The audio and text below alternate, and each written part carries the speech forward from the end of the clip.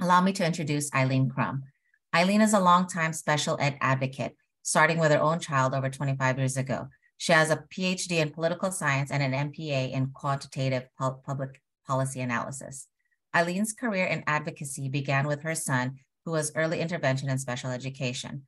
Eileen has been a primary instructor, curriculum developer for the National Advocacy Training course SEAT, which stands for Special Educational Advocacy Training, for the last 15 years, as well as the training chair for the Council of Parent Advocates and Attorneys. Eileen, as part of an executive team with 2 assistant directors, leads Family Resource Navigators. Family Resource Navigators is the Family Empowerment Center, FEC, funded by California Department of Education for Alameda County. FRN is a multilingual, multiracial, multiethnic community of parents and offers special education workshops targeted to underserved communities. Let's please join me in welcoming Eileen Crumm. Thank you, Catherine. I'm really glad to be here. So I'm really glad that everyone has gotten together and we're going to talk about the IEP process and hopefully learn more. So let's start with just kind of figuring out who's in the room. So if we can do just a quick poll, we can probably do this by hand, but Leah, if you have a chance to put the poll up for people, that would be wonderful. What I would like to know is first, how many of you are parents? So if you are a parent of a child, a young child with some kind of concern, please let me know. You can say yes in the chat, and that would be an easy way for me to figure this out. Okay. If you are a professional who is helping families through the IEP process, if you could put yes in the chat for me, that would be great. Perfect, thank you. I greatly appreciate knowing who's here. And so one more question, and yay, somebody said, I'm a parent, yay, thank you. And our final question would be, have you ever been to an IEP meeting?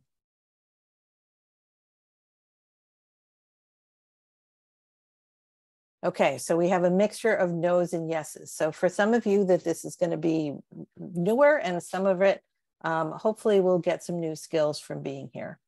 So what I want to do today is go through a couple of different issues with you as we talk through the IEP process. First, I really want to talk about what is the core entitlements of IDEA, which is the law, the Individual with Disabilities Education Act, that is supposed to be, what's it supposed to do, right? And what rights do parents have? So you have a basic understanding of it. And I think it's really important as we talk about this, and as we as a staff at FRN have seen in our own work, it's really important to understand that that particular issue, the way that IDEA affects people differentiates, and it differentiates in the way people experience it on the basis of their literacy levels, on whether they're newcomers or not, whether they are experiencing poverty or not, whether they are people of color or not, whether their primary language is English or not.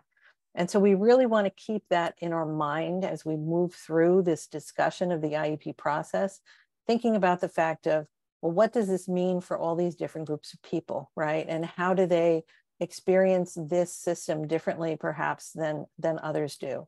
So that we get an idea of how does it feel, right, for different groups of people. So if you have things to add for that, please join us, right, and add that to the chat. But we really want to get this idea to us of what does it look like, right? As I said, this is what FRN has been doing. We are a peer-to-peer agency. That means we are all parents. Everybody at FRN, from the accountant to the bookkeeper to the people who answer the warm line, we're all parents. We've all done this. We've all walked this walk. And what we do as an organization is we have this group of parents, and we don't want to have this relationship with the community where we're making decisions or telling them what to do. So we work with our community of parents, and together we build our leaderships, our trainings, and we help to figure out how are the different strategies that are going to work by asking the community what has worked for them. So we're going to talk about different strategies, and this comes from the community and the work that we've done, just so that you know, but we're always open to new ideas. because when we're talking about the IEP process, the legalities of it are pretty much set in stone, right? But how to work it and how to help families have a positive experience of it, there are a million different ways to do this. And I always love being able to talk to different groups because it gives me that opportunity to learn, well, how did you do that? How did you get that achieved for that family?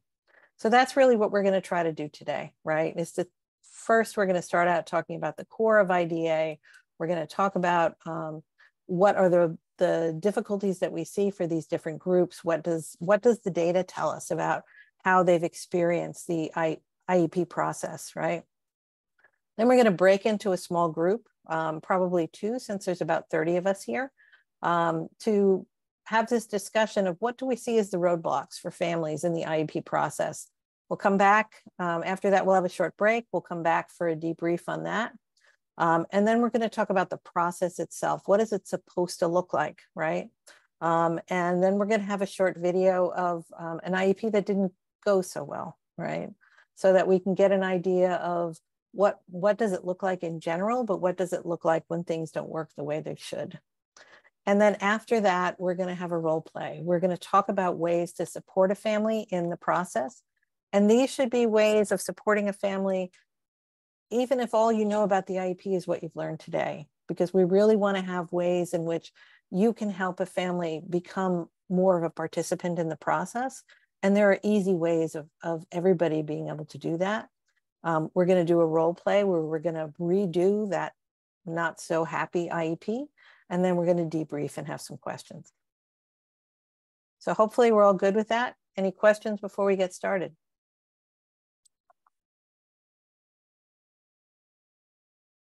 Okay, then let's get started. And I already told you that part. So what's the purpose of the Individuals with Disabilities Education Act? So if you are not aware, the primary law that concerns special education is the Individual with Disabilities Education Act, better known as IDEA. And IDEA was a result of direct advocacy by families, right, with the federal government in order to access education for all children. And the idea behind IDEA was that every child should get what they need if they have a disability. And we're going to talk about what that means in the IEP process. But this is a very different sort of idea than a lot of people have, right? This is a very different sort of conception. And it is an entitlement, and people don't necessarily understand that. And the entitlement is that the purpose of IDEA is to ensure that all children with disabilities have available to them, and don't worry, we're gonna talk about what all this jargon means, but I want you to have the official legal statement, because this is from the law itself, a free and appropriate public education, better known as FAPE. Anybody heard of FAPE before? Raise your hand if you have. Anybody heard that term before? Okay, I'm not seeing any hands raised, so we will definitely spend some time on that. And FAPE is what kids are supposed to get, and it emphasizes the special education and related services that are designed to meet their unique needs. The important part of thinking about that is we shouldn't have programs for types of kids, right? So we shouldn't have a program that says, oh, this is the program for every child who has autism in our district. This is the program for every child who has learning disabilities for our district. The whole idea of IDEA is that it is supposed to be developing an individualized program for every child, right? So as soon as you hear in any IEP or any meeting, oh, this is where we put all of our kids who have fill in the blank, right? That's a red flag in your head, because you want to really think about the idea that this is supposed to be individualized for each and every child to meet their unique needs. The other part of it that really is very important, and people always look at me funny when I talk about this, especially when I'm talking about preschoolers, is it's supposed to help them prepare for further education, employment, and independent living. And you're like, whoa, come on. You know, we're talking about 4- and 5-year-olds. Why are we preparing them for employment education, and independent living. And it is so important to think about the fact that the regular education curriculum, the curriculum that we send, most of our children to, the neurotypical children, the kids without a disability, they go to a curriculum that is designed to help them become independent as an adult. That's its intent, right? That's where we're trying to get to. It is to prepare them for further education, for employment, and education and independent living. And so what the federal government was saying when it reminded us and it created this law was to let us know that this is specifically what that law is for. It is to help us to go for further education, employment, and independent living. So how does this matter, or why does this matter when we start talking about preschoolers, right? They're little guys. It matters because if we don't have high expectations, if we don't think about what preschoolers need, if we immediately start putting preschoolers in classes that are special classes, if we immediately start with the assumption that preschoolers with disabilities cannot do any or all of the things that their neurotypical peers can do, you're already starting the conversation with a deficit, right? You're already starting that conversation saying, this child, I'm going to start differently than other kids. And the thing about education is it builds year after year, right? So in kindergarten, yeah, kids are learning some basic things. They're learning their alphabet. They're learning their uppercase and lowercase letters. They're learning some simple words, right? But if instead we don't have high expectations for our kids, we may not even try to do those things. And what we often see with kids is that when we're talking about special education, people often have very low expectations. It starts in preschool. If you have low expectations in preschool, those low expectations often carry over to elementary school, high school, and beyond. So this is where we start. This is where we want kids to be on the right foot, on a strong way of thinking about how do I get this child started, which means that we don't assume that the child can't do things. We were talking a little bit before, and we started just to test the technology. And, Catherine made the observation that, when we're talking about kids, for the most part, we really want to talk about a strengths-based approach. We really want to talk about how do we build on the strengths of this child. And what the IEP is it's a deficit-based approach. And so there's a focus on the things that the child does, because that's how the child becomes eligible. But if all we do is focus on the child, what the child can't do, and we don't have expectations for what they can do in the future, and we only give them very low goals, which drive, as we'll see, the IEP services later on, then what happens is we start a path that's often hard to break out of. Because if a child has goals in preschool that are maybe 3-year-old goals or 2-year-old goals, and then goes on to kindergarten and now has 3-year-old goals, and then ends elementary school with maybe the goals of a 2nd grader, that child is not going to progress in the way that they need to in order to be independent. Now, if that's the best that the child can do, we still love them. They're still a wonderful human being. They still should be celebrated, but we shouldn't assume they can't do things. And that's often what happens. So I'm always really happy to be able to talk about early intervention and early education, and particularly preschool education in the IEP process, because this is where we start seeing those things. This is where we start seeing those low expectations. I'm just going to take a break and see if anybody wants to make a comment or share anything or has any questions before we move on. You are welcome to raise your hand or put something in the chat.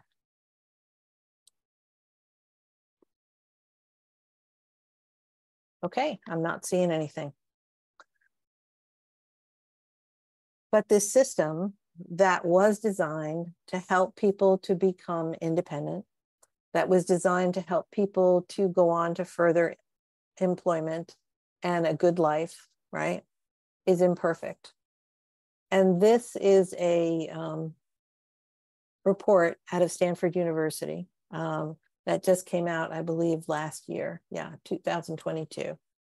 And when you look at it, it says very bluntly, by every indicator you look at, special education in California is in dire need of improvement, right?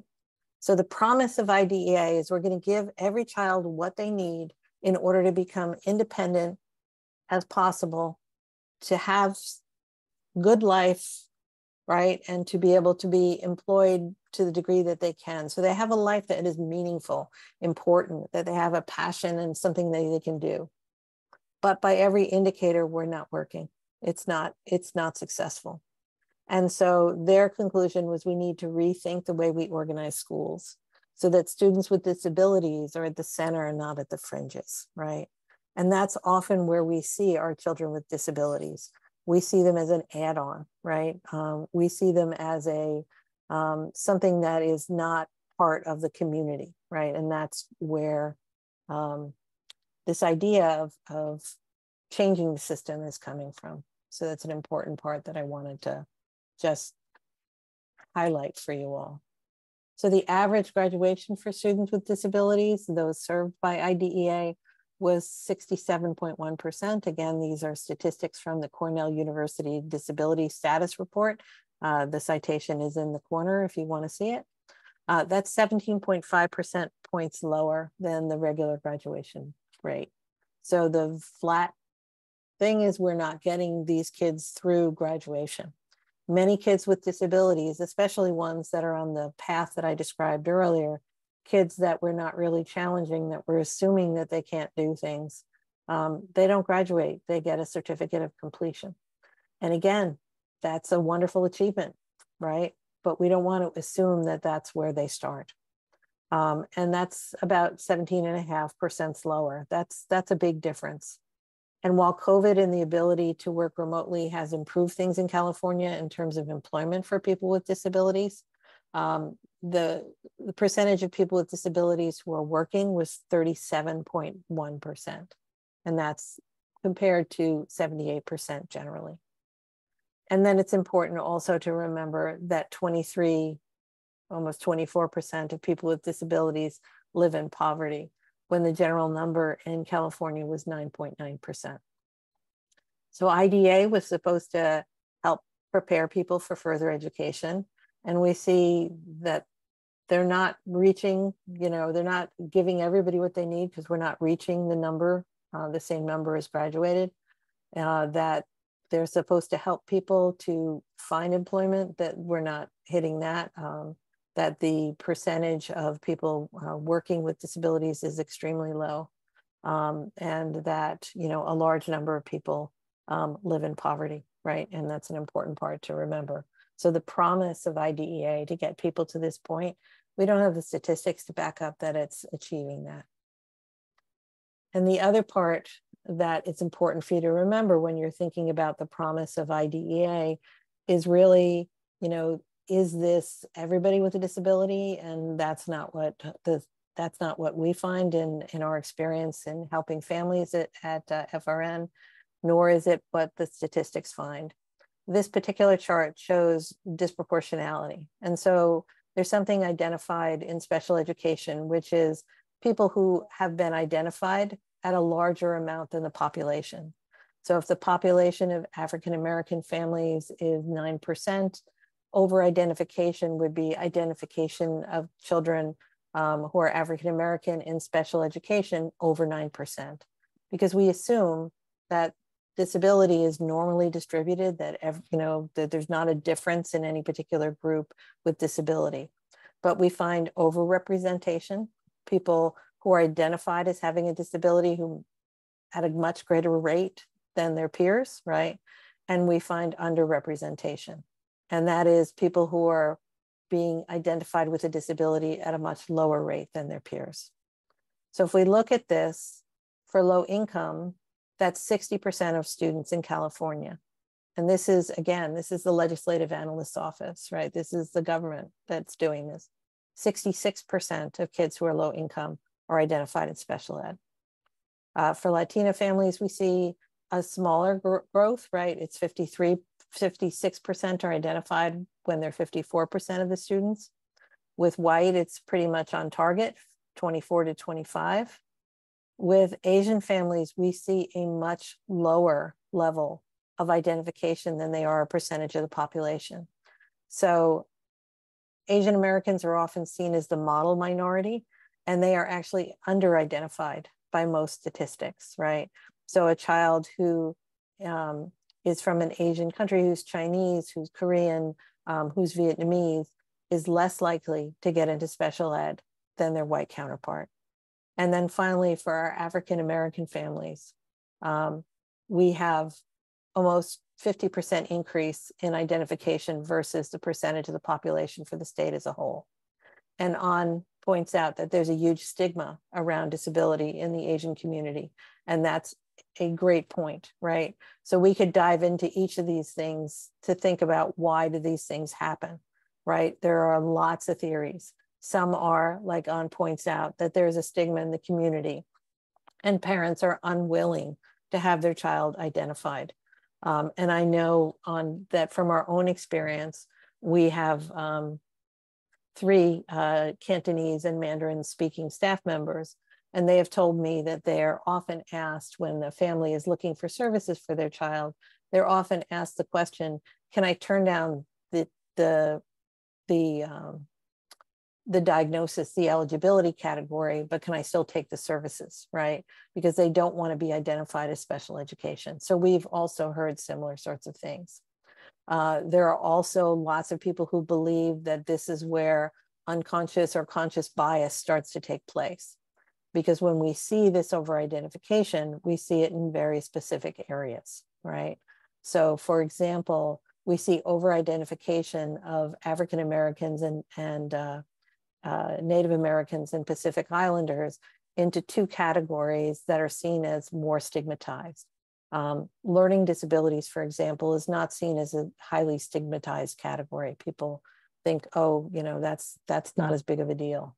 The stigmatized categories are usually seen as intellectual disability and emotional disability. And those are areas where we see a substantially larger number of African-American families being identified, right? African-American children being identified. So it's important to remember that even our state is holding that, look, we're not doing as great of a job, and it's disproportionate, right? It is impacting different people differently.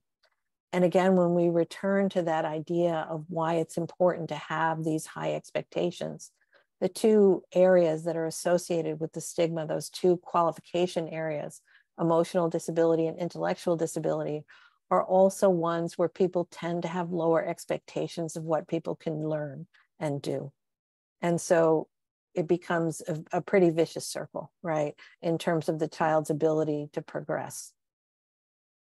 Questions about this before we move on, or comments? Thank you, Ann, for that comment. It was great.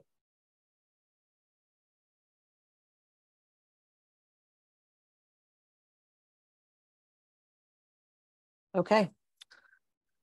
So I just want to remind everybody that this is where the path starts, right, with our little guys. It starts in preschool, where all children need appropriate education and high expectations. So if there are 2 sets of words that I want you to take away today, here's the first 2, right? When you talk about a child in an IEP, you're always going to talk about the word appropriate. We're going to talk about why in just a couple of minutes. And you also want to talk about that idea of high expectations, because for kids, we really want to have high expectations. We really want to start them in a place where they can do the most possible. And if we start them in a place of deficit, if we start them in a place of low expectations, it becomes really hard to move past that, right? And I remember when my son was in preschool, and one of the classrooms that I was looking at, and my son has cerebral palsy, he's an adult now. And when I was looking at the classrooms that the district was offering to my son, there was nobody without a disability in the classroom, and everybody had a very significant disability. And many people would say, oh, that's great, because people know how to, work with families or children who have this kind of disability. And I agree with that. It is great. But when I asked the teacher, looking forward to the future, kind of thinking about who these children are. What do you see as where they're going to go? What's the next step for them? Where do you see them in, when they finish school, kind of what's your dreams for these kids? And these kids were 3 and 4 years old. And the dreams were maybe, possibly, some of them could get a part-time job. That was the highest dream that she had for anybody in the class. And while it's great to have somebody who really knows and works with these kind of families and these kind of kids and has that expertise and that compassion, they also need the high expectations. My son graduated from high school with a normal high school diploma. He is a person with a severe disability. He cannot use verbal language. He cannot help himself. He is completely dependent on 24/7 for somebody for care. He graduated from high school with a 3.85, right? Regular ed. So it can be done. But if I had agreed with this family, if I had been one of those families who agreed with the school, within that first conversation, I said, oh, okay, that's where we want to go, then that's the path we would have started on. And if we had never learned the alphabet, because they didn't do the alphabet in the preschool class, they actually did the book Brown Bear for 6 weeks. And my son kind of went to a couple days just because I wanted to try it out and see how it was. And I can tell you to this day, he hates Brown Bear. He had had enough of it because he had had 6 weeks of just Brown Bear, right? So you want to have those high expectations. You want to give children the opportunity. You want to find what they need. You want to have that strengths base that we have everywhere else. We want to bring that into the IEP, because otherwise we have these low expectations and they build upon themselves. If you are only at a 2nd grade level when you're getting out of elementary school, it is extremely difficult to catch up later in middle and high school. So you really want to start kids. And again, it's that balance between accepting who the child is and at the same time, also having this belief that, until proven otherwise, I'm going to give this child high expectations. I'm going to make sure, right, that what I offer to them is what they need. Okay. So let's talk about those entitlements and what the basic entitlement is and what words like FAPE mean, because those are really essential to understanding how the IEP process works, right? So the core entitlement, what the law says, what every child is entitled to, is a free and appropriate public education in the least restrictive environment, right? That's what the law is promising. And the idea is if every child gets a free and appropriate public education in the least restrictive environment, they are going to have their best chance of having that life of independence, employment, and all the things that they need in order to have a happy life. So these are the places when you're talking about this. Most of the time when we talk about the IEP process, people focus on things like, what are the timelines and what does the document look like? And those are important things. But the most important thing is, what is the child supposed to get? And this is what this child is supposed to get: a free and appropriate public education in the least restrictive environment. So let's talk about this idea of free, right? What does a free and appropriate public education look like? So the free part means that it applies to every child in every school that is a public school. It doesn't apply to private schools, but it does apply to charter schools. And I make sure that I make that point for people, because so many people think, and many charter schools think, that they do not have to provide special education.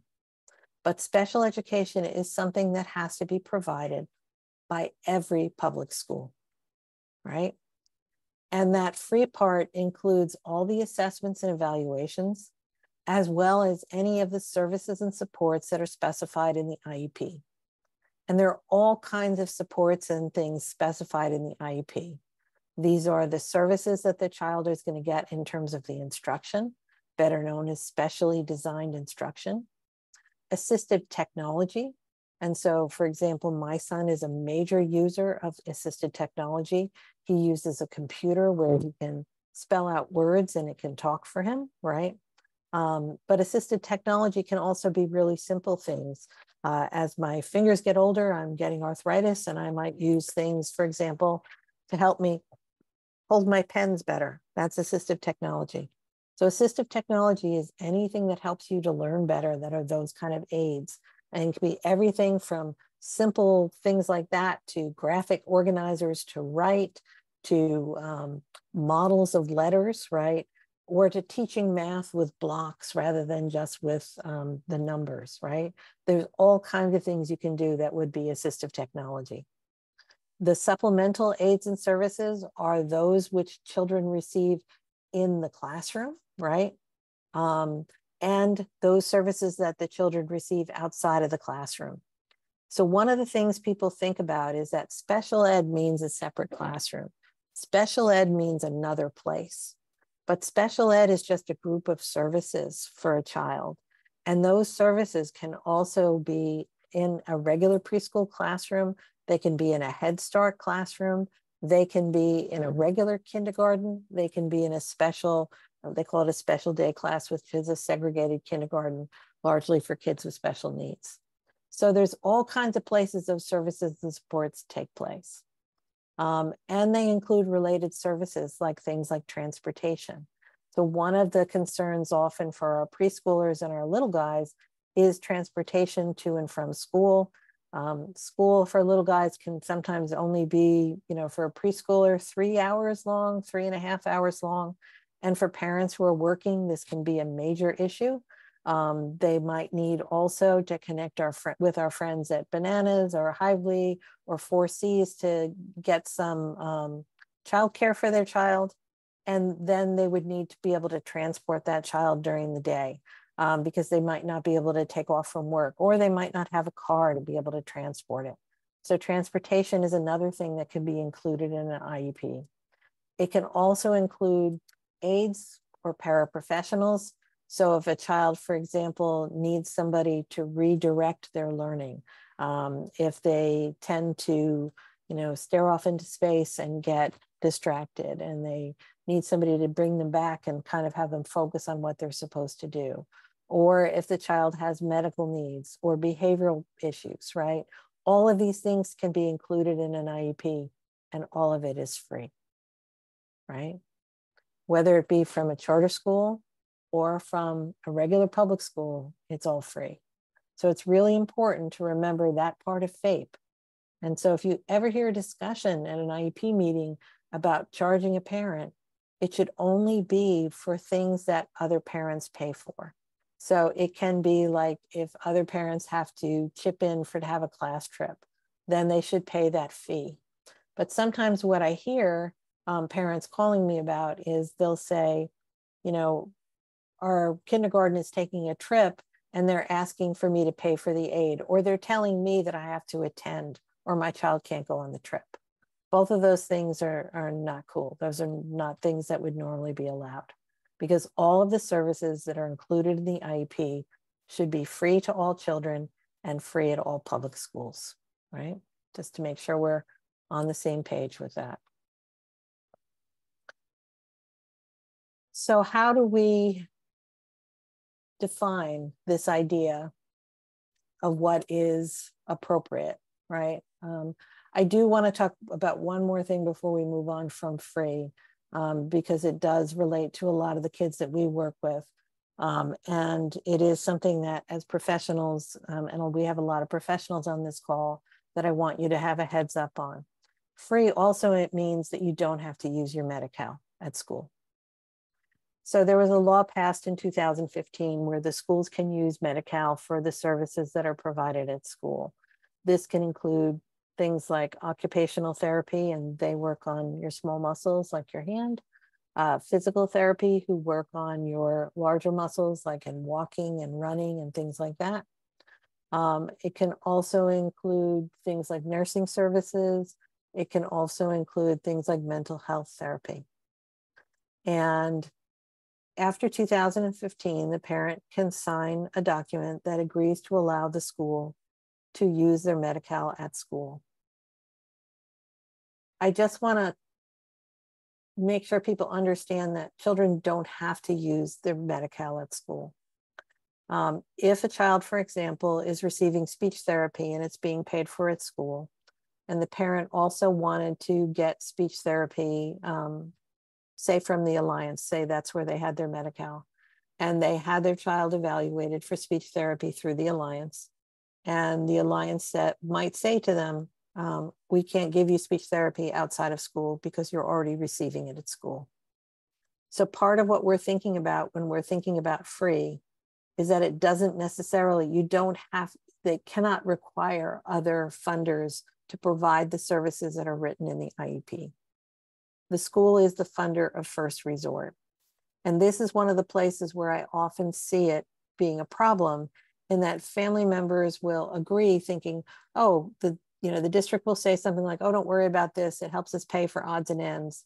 And then they go to get, for example, an evaluation for speech, and they're told that they've already used that benefit, right? So you really want parents to have caution when they're using their Medi-Cal.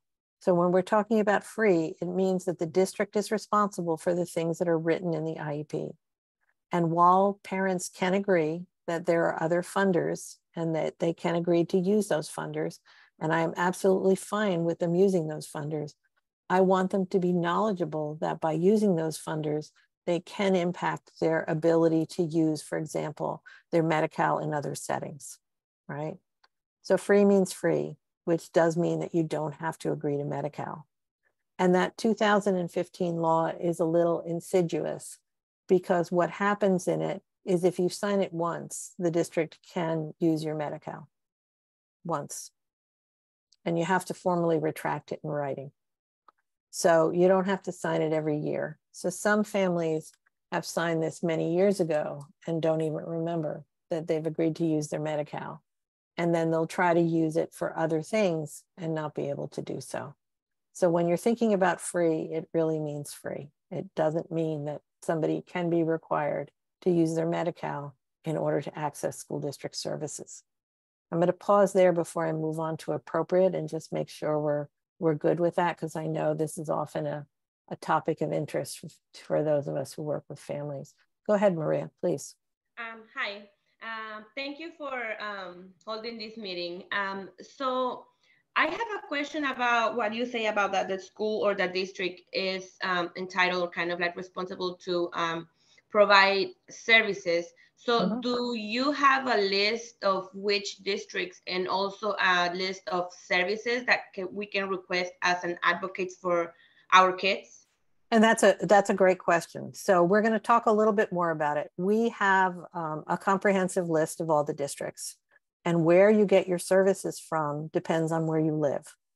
So so every district has a map on their website that says which of the addresses are included within their district. In Alameda County, the one you got to be careful about is Castro Valley, Hayward, San Lorenzo, because they have some places where the city lines don't match the school district lines. So if you have a family member that you're working with, or you're looking for yourself, right? The easy thing to do would be to first start with your city district, right? So if you live in the city of Berkeley, you pull up Berkeley Unified School District. If you live in Oakland, you pull up Oakland. And so the first provider kind of is usually your local school district, right? And that means that you would go to your local school district, and we're going to go through the process of getting your child evaluated. But you can't request services. What they do is evaluate your child and propose services. So we're going to talk about that process a little better, but it's a great question. And we can talk about the kinds of different services a child can get. I mean, the honest answer is there really isn't a limit to what the child can get. I mean, the schools can do a lot of things. They don't want to necessarily because it can get expensive for them. And IDEA is not fully funded, but they can do it, right, theoretically. So that's an important part to remember. So thank you for bringing that up. Thank you. So for charter schools, people apply to charter schools, and charter schools are supposed to not discriminate on the basis of a child having a disability. But we have some great charter schools. A lot of my staff actually have their kids in charter schools. That being said, charter schools don't know the rules as well as your local school districts do.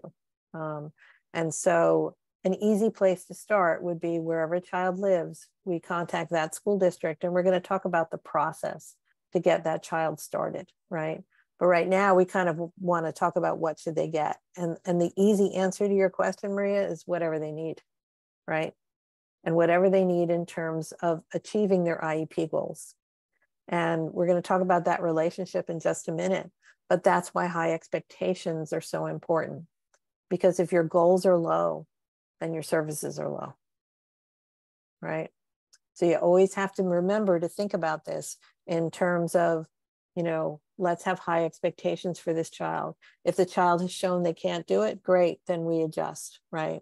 But we don't assume a child can't do things, right? And we don't assume, we don't change things until we've made a really good faith effort to give the child the supports they need in order to be successful. But we're going to start with your local school district. And once we get through kind of the basic core rights, we're going to talk about that process more. So thank you for that. Thank you so much, Eileen.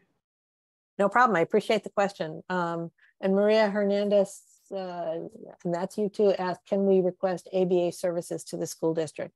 Now that's an interesting question, right? What school districts will say is that ABA is a medical service and therefore should be provided through the healthcare provider.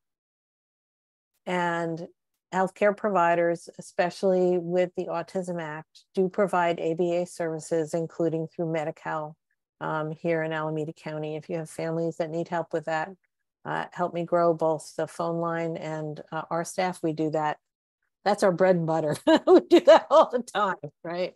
I would say 300-400 cases a year that we're doing ABA services through insurance. Will the school district do it? ABA is about making somebody available to learning, right? And so it's a pushable question, right, is what I would say. But most school districts will tell you that it's a mental health service and not necessary to their teaching, that they have other ways of intervening with a kid. And schools do have the choice of what the intervention will be. So it's a really interesting one, and we've seen people trying to push it into school.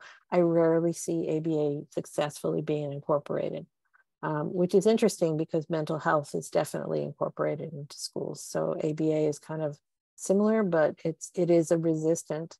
And what schools will say is that's the responsibility of your mental health provider, which for our kids on Medi-Cal is going to be Alameda Alliance, Anthem Blue Shield, or Kaiser, depending on where the child has been identified, right? And following that question, sorry. Sure. So, no. Let's say that this customer has an ABA in place. Yep. So can the school accept the services during the school hours or no? Or they can refuse it? How that works? Usually they refuse it because if they allow it during the school hours, then they are basically saying the child needs it. If the child needs it, then they're responsible for paying for it.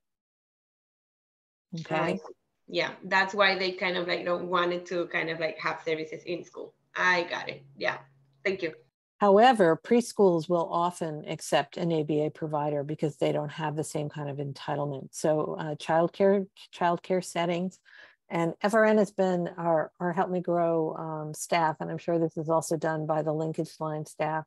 They've been really successful in getting this kind of, it's called a shadow aid in childcare settings. So that's been something that's a little different, and that would be an ABA provided aid. That being said, kids can get behavioral aides who are trained in these kind of techniques. They just don't officially call it ABA. So if you have a child that, for example, can't access their learning because of their behavior, because they are, and if we have a child with autism, some of the stereotypical behaviors is self-stimulation, like shaking their hands or banging their head into the wall, or not paying attention, or flight, running out of childcare settings. You might be able to get behavioral aid support for them, and it's a different kind of question, but I'm glad to talk to you about it, Maria, and I will stick in probably for one of the many times I do today, my email address. So you are welcome to email me, and I am glad to chat with you, right? Thank you. So Vanessa, thank you for the follow-up question on Medi-Cal. Yes, the parent can retract it. It must be in writing, right? So they just write a formal retraction to the district that says, I agreed to this at some prior time. I am not agreeing to it at this point in time. So the school district is no longer able to access my Medi-Cal. Now, that being said, if it's not a problem or the family is not going to use those services outside of school, that's fine with me to use Medi-Cal. We all want our schools to have the most money possible, right? And if they can get some money from Medi-Cal for it, wonderful. But it's that limit, right? And I have had parents who have not been able to get additional mental health services outside of school because they've gotten it inside of school and it's been paid by Medi-Cal. So you just want to be careful. It's not a definite no, but it's more of we want parents to be informed so that they can make a good decision. So we've talked about the free part of FAPE, and I appreciate the questions and comments. And now let's talk about the appropriate. What does appropriate mean, right? Now, what would be nice is if there was something in the law that actually said what appropriate means. But they decided not to do that. They left it up to the courts. And there are two important court decisions that went to the Supreme Court that decided what does appropriate mean. And the first decision was in 1982, a long time ago.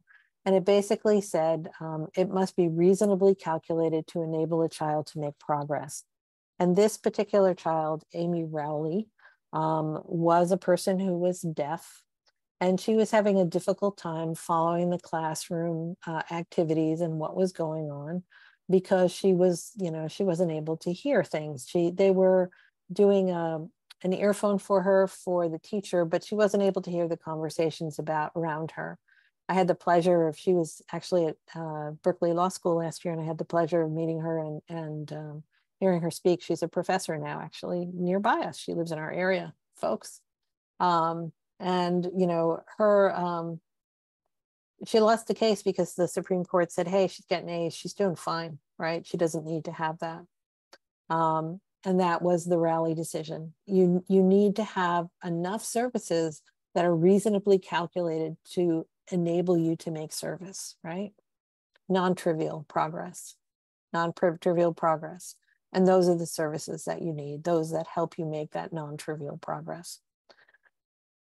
Then in 2017, another court decision came. And I have to tell you, Rowley was, you'll hear references to Rowley in IEP meetings, because what the language was used in that particular decision was that people are entitled to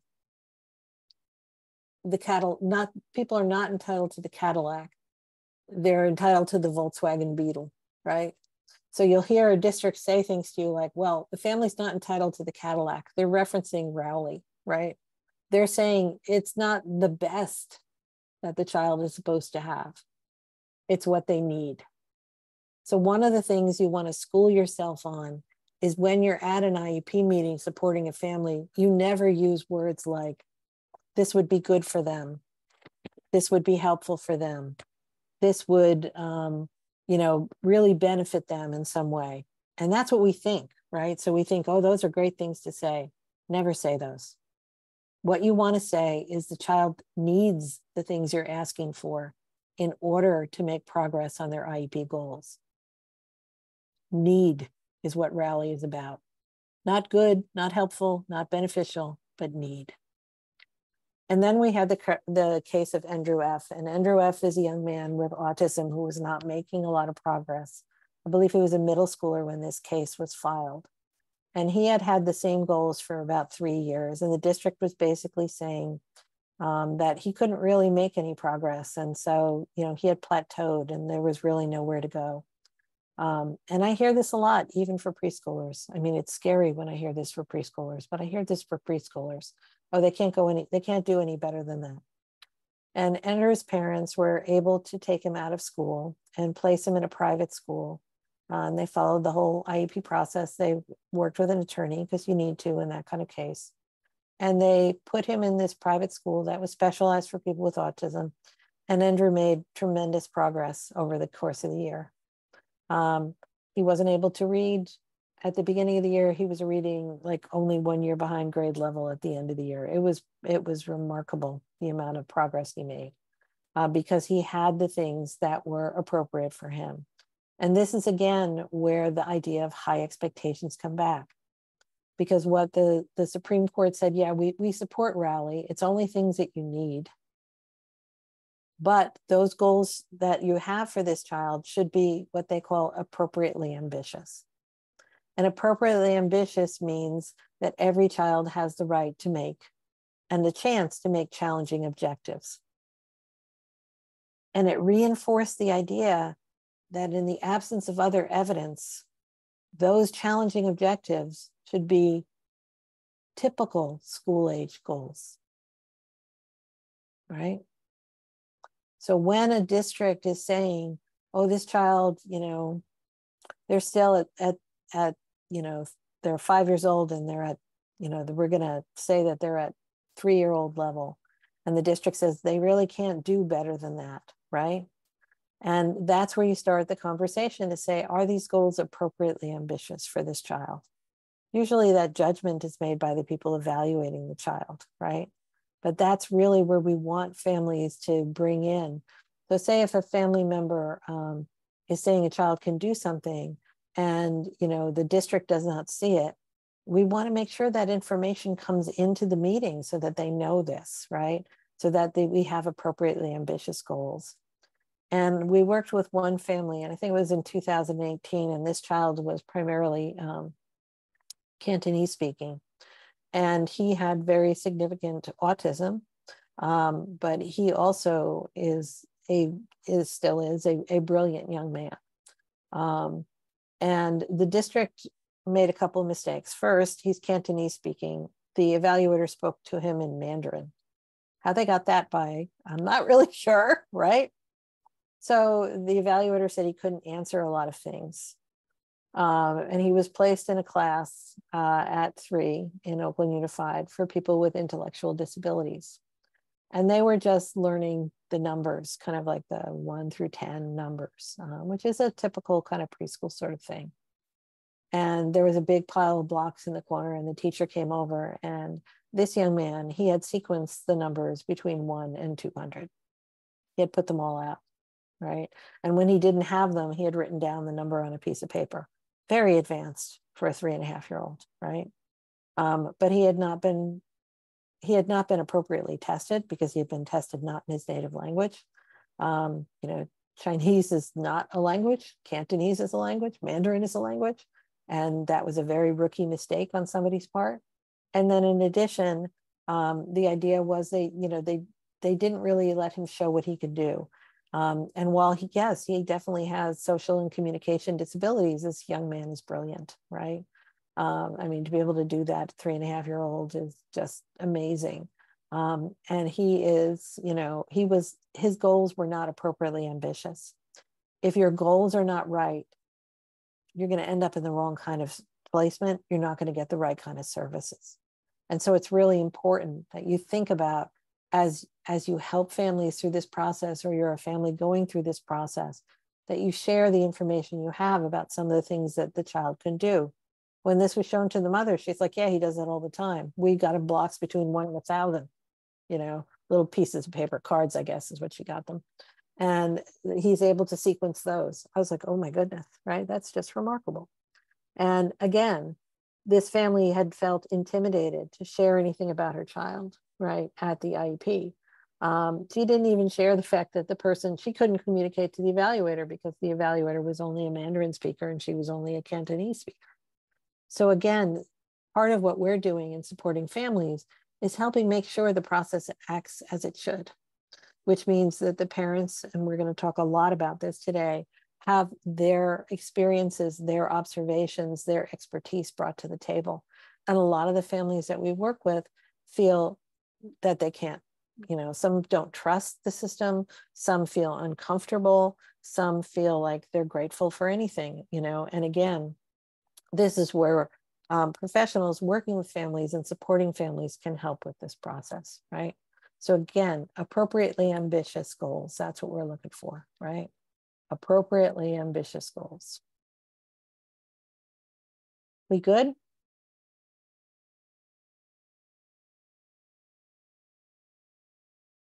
So appropriately means that the goals that the child has are appropriately ambitious. And again, the first assumption should be grade level.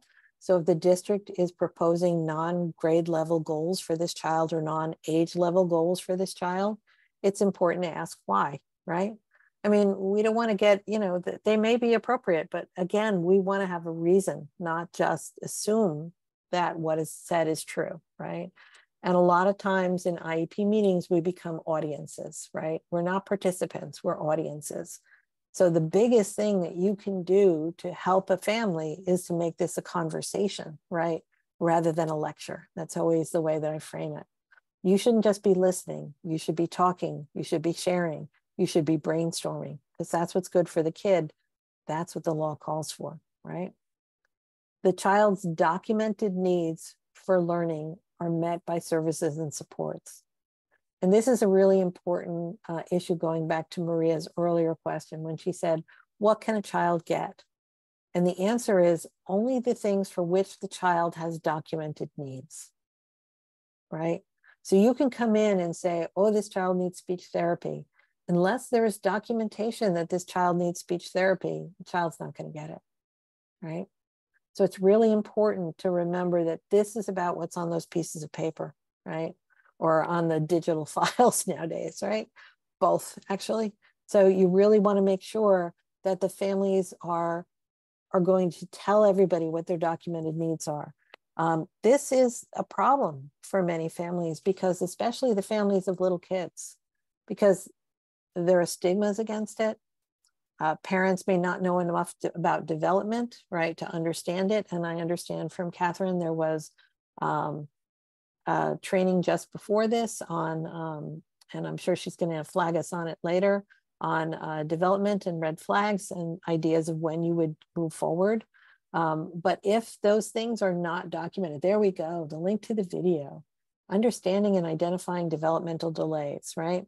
So again, if it's not documented because the parent doesn't know about it, because nobody mentioned it to the school, that's a problem. And the schools have to follow what's called the snapshot rule. And this was, again, a lot of special ed law comes from cases. And this was a case in the state of Washington. And basically what the court, and it was the 9th District Court, said is, the court said, and again, I'm not a lawyer, so this is my lay interpretation of what they said. What the court said is, we are not, the districts are not responsible for not knowing what they didn't know. All they know is what has been told to us about a child. So if you think about the school identifying a child who's in elementary school, they're seeing that child 5-6 hours a day. But when we're talking about a preschooler, when we're talking about a young kid, they may never have seen that child before. And they're going to plan their evaluation on what parents are telling them. And a lot of times parents don't trust, don't reveal, are embarrassed, all kinds of reasons. Therefore, they don't tell the school about what the child is doing or what the issues are. And as a result, the child doesn't get what they need. So one of the things that you can do as a professional in supporting it, or as a parent who is looking for services, is make sure that you are open and revealing of all the kinds of concerns you have for this child, right? Because it's not helpful for the child if the things are not documented, they're not going to get what they need. And then the services and supports are such that the child has a reasonable chance of achieving their goals. And I keep mentioning that about the goals. And so the way the IEP works, and we're going to see a little graphic in a little bit, is that the goals come from those documented needs. And the services the child gets are those which are needed to reach those goals, right? So if something is not needed, they don't get it. And that's why you never want to use the language of, oh, that would be great, it would be helpful. You always want to say, yeah, I really think the child requires that, or I really think the child needs that. And you want to coach the parent in using the same language, because that's the language of the law, right? And that's going to make a difference in what they're able to get for their child. So the next part that I want to talk about is this idea of least restrictive environment. But I want to take just a quick pause and make sure that I'm not making your brains explode. And if you have any questions about what FAPE is, right? That free and appropriate public education, what a child is supposed to get. Anybody have any questions, comments, concerns? You're welcome to raise your hand. You're welcome to write something in the chat. Okay. So the other part of the entitlement. So the first part is FAPE, a free and appropriate public education. The second part is in least restrictive environment. And again, I wanted to start you out with the legal definition, right, from the law, which is that special classes, right, separate schooling, or the removal of children with disabilities from regular education only occurs if the nature or severity of the disability is such that education in regular classes, even with aids and services, cannot be achieved satisfactorily. So that means that our children, the first choice of where to put them is in with their non-disabled peers, right? And we are only supposed to be moving our children into more secluded settings if they cannot be educated satisfactorily in this. And this is very different. In preschool, a lot of school districts don't have anything that is got any kind of setting, right? They have no choices of settings for kids that would want to be educated with their non-disabled peers. Or when a child is going into kindergarten, we often hear a default that the child will go into this separate classroom, which again is called a special day class or an SDC, right? So these separate classes might be the default idea. But what the law is saying is that the default should be the regular education classroom with the supports and services the child needs to be successful there, right? And that's an important thing to remember, especially for those of you who are supporting our preschoolers going into kindergarten, because this makes a huge difference. And we often hear this conversation of they're not kindergarten ready, right? And so we want to think about this idea because it's really important to think about this idea. Getting people kindergarten ready is a tremendous and wonderful goal for us in the community and in the Alameda County community, all of the agencies working so hard to make sure kids get the education and the experience, the socialization, the stimulation, all the things they need in order to be kindergarten ready. But that has nothing to do with least restrictive environment. You don't have to earn your way into least restrictive environment. Least restrictive environment is the default. The general education class is the default. And only if the child cannot be educated there should be another classroom be considered. But what is true of California, and if you look at the statistics across the state, not just across the state, but California versus other states, we're really bad at that. We have much more likelihood than other states, even conservative states, to put kids in a secluded classroom rather than in a regular classroom with supports. So this is something that happens a lot here. Kids are not given this opportunity, but this is the place they're supposed to start the conversation. So you want to help the family understand this. There are some families that are not going to want this, and that's absolutely fine. But families should know that this is what is in the law, right? It shouldn't be that I just do the default because that's what the district tells me, right? So what does LRE mean, right?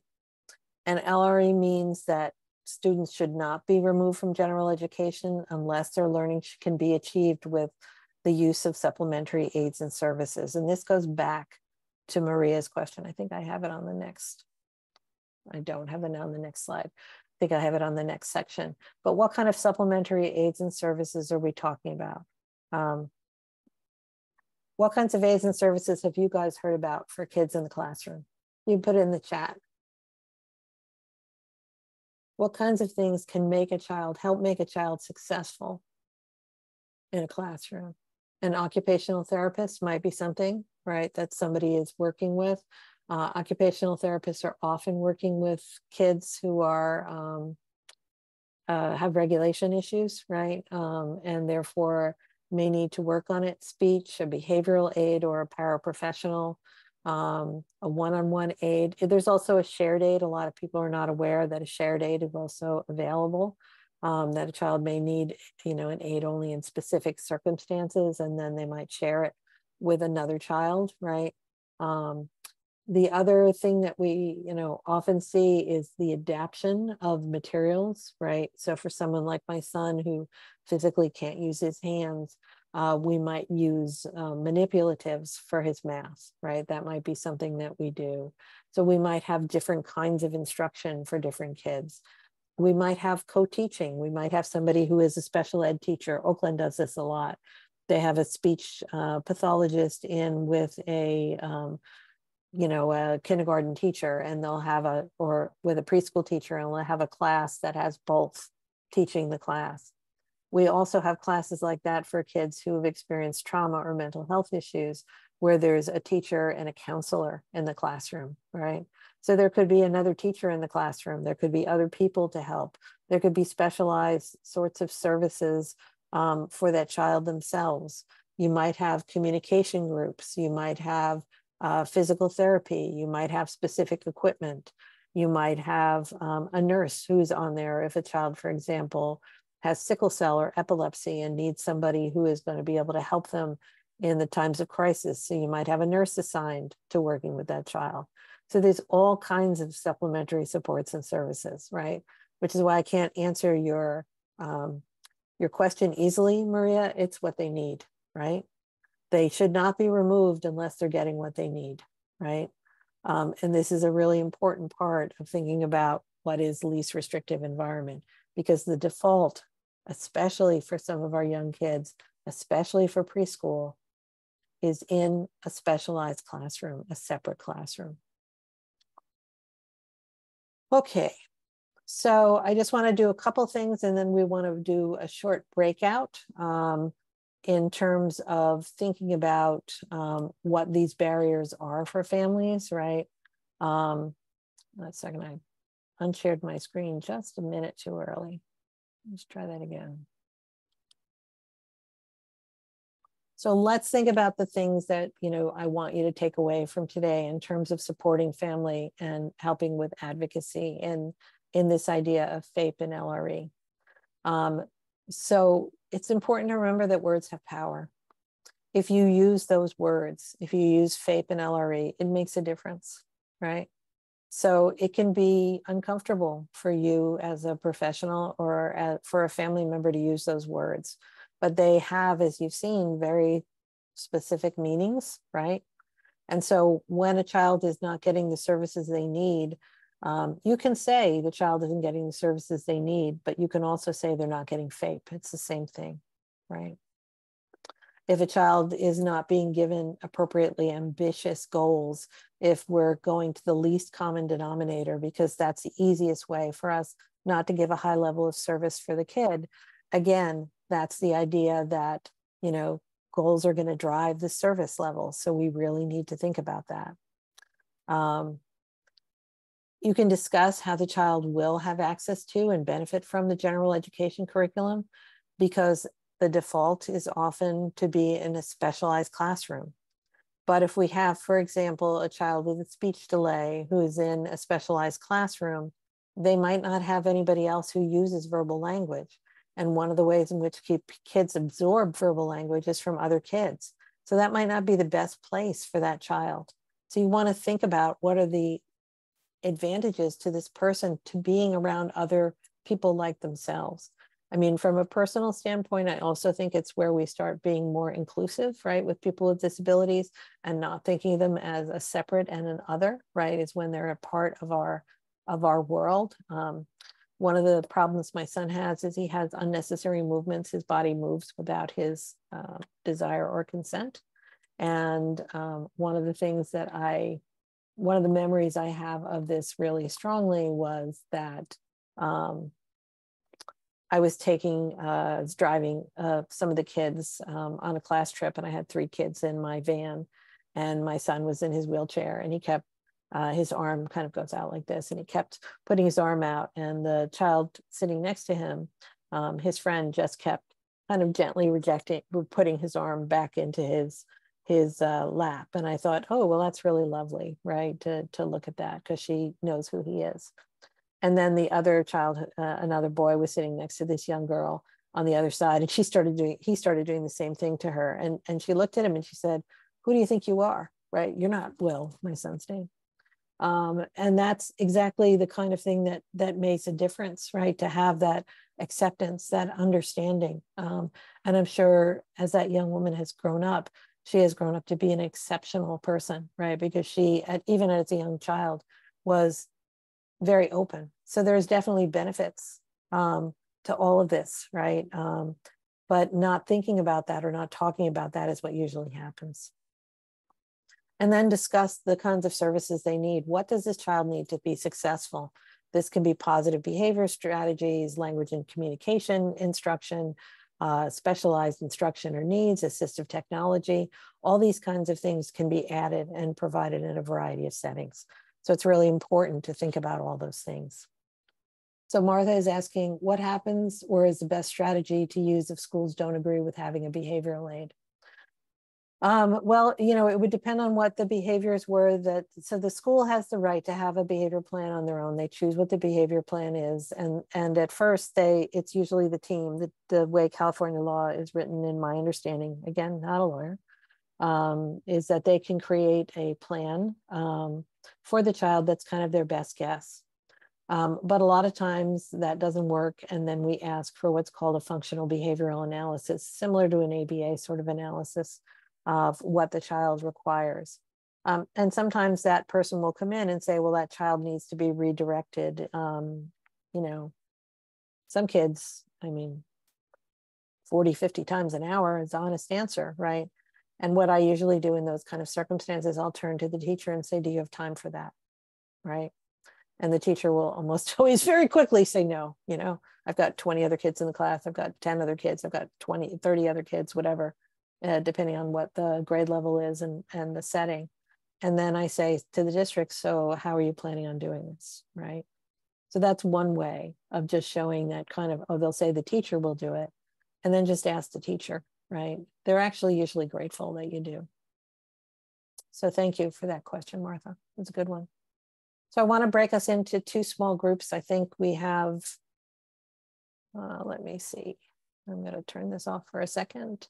But this is what we're going to want to talk about. I want you to think about, now that we've talked about what FAPE and LRE is, what do you think are the barriers for preschoolers here in Alameda County, right? As I said, we have this tendency to put kids in a special ed class. So what are the barriers and what do you see as the barriers? And I'd like to spend like our next 10 minutes or so just talking in our small groups. After that, we'll take a short 10-minute break so I can warm up my tea and rest my voice, and then we'll come back and debrief. So I see we have 27 participants, and let's get ourselves started breaking into groups. Leah, can you break everybody into 2 groups? Okay, I'll go ahead and open the rooms now. Thank you, I appreciate it. So again, this is the question you want to discuss. Just introduce yourselves to each other and discuss what are the barriers or roadblocks to FAPE and LRE for preschoolers in Alameda County. And we'll come back, take a little break, and then chat. Okay, everybody should be coming back now. Back, okay. So why don't we now take a little bit of a break? I am reading, it is 10:32. Well, maybe we'll just do a quick debrief first and find out what happened, and then we can take a 10-minute break. So I heard that there were good discussions in the rooms. What are the roadblocks for families, guys, in your eyes? What have you seen? Anybody want to volunteer to share? It seems the majority of the roadblock from our points of views, as it seems case managers, is primarily the families and their lack of education on the whole process. Mm-hmm. Okay, so one roadblock is that families are not informed of the process. They don't know how it works. They don't know what happens. And most of the time, families don't know where are the connections between one step to another step. Yeah, it's an overwhelming system, right? It really is difficult to kind of know this, and there is no kind of primer before your child goes into the system. So great points. Thank you, Anne and Elaine. Anybody else? Any other roadblocks that people see for kids getting what they need in the IEP process from your perspective? I'd say the same thing. Parent has lack of education and support. Seems like they're pulling, straws and reaching out. I need help. I need help. I just had a situation the other day. I gave the parent the letter to get a comprehensive assessment from the school district, and she was denied. And I never heard that before.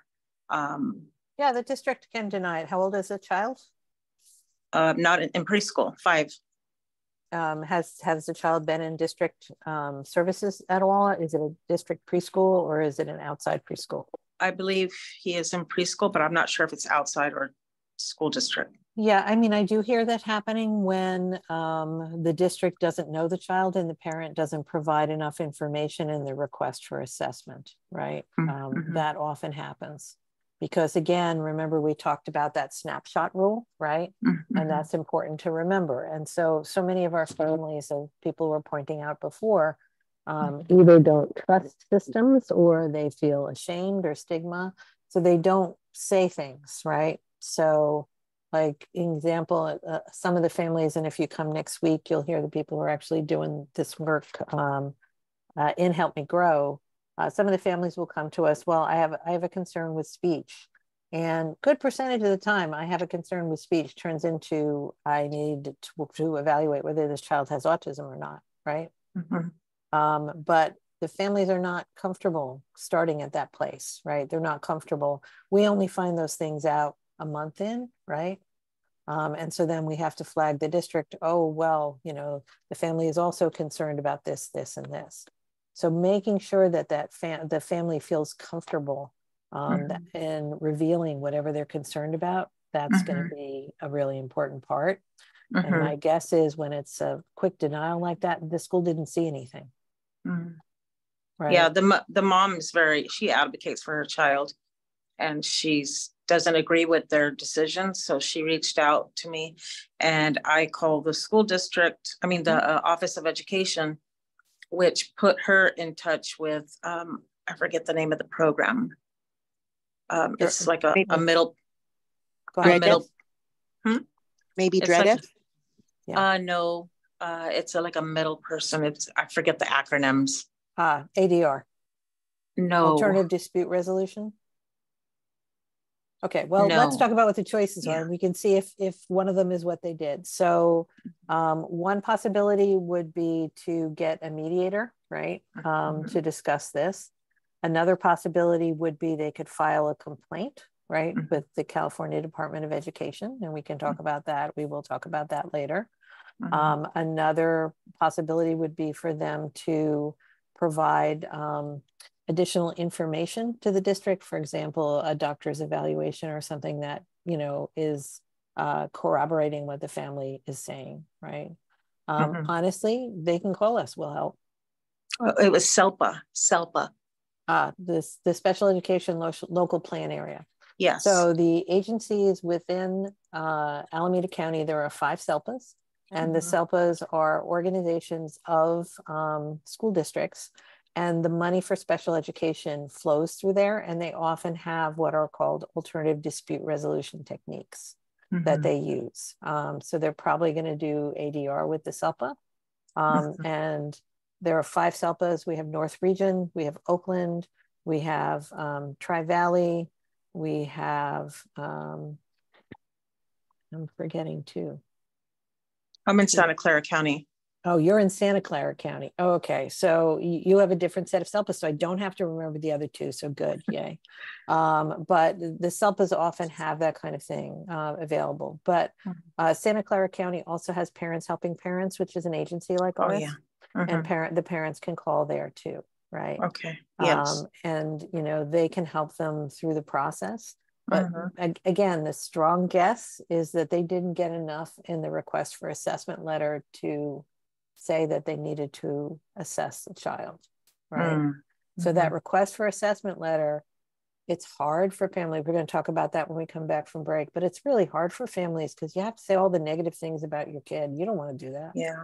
Yeah. She was ready and willing to be open about what her child's needs are, because she has another child. She had another child, the same situation that got services. So, but she has a lot of people behind her supporting her. So good. I'm sure the child will get services eventually.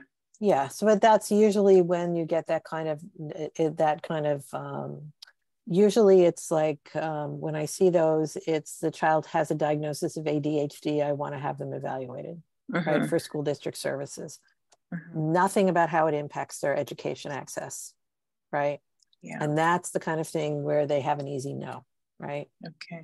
So you want to make sure, and we're going to talk more about this, you want to make sure that you give them detail about what the parent is concerned about. It's really important. And that detail is how the disability impacts their access to education. Okay. Okay, so great question. Thank you, Annette. I appreciate it. So I put the Care Parent Network is the agency that serves Alameda County, Contra Costa County. We serve Alameda County, and DREDF serves both counties, just for your information. I used to work at DREDF, so I have their number memorized.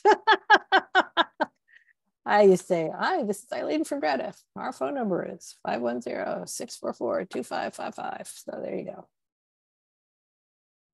So there are places you can get assistance, right? And of course, there's Help Me Grow.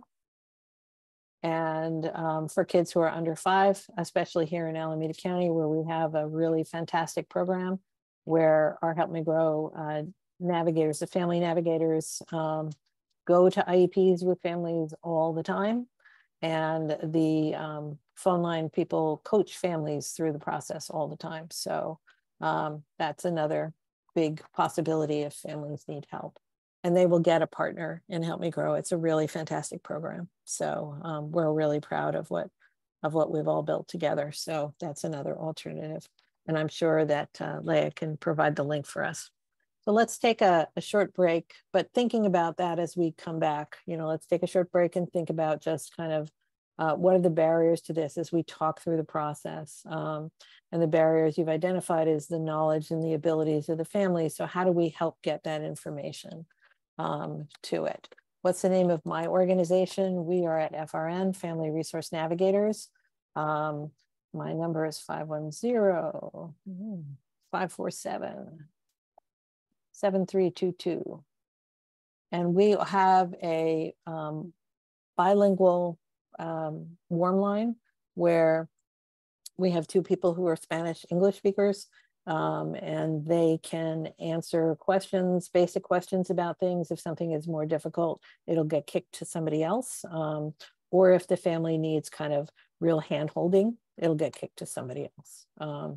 So we have funding both from First 5, from the state Department of Education, as well as the Department of Developmental Disabilities, to provide support for families through the IEP process.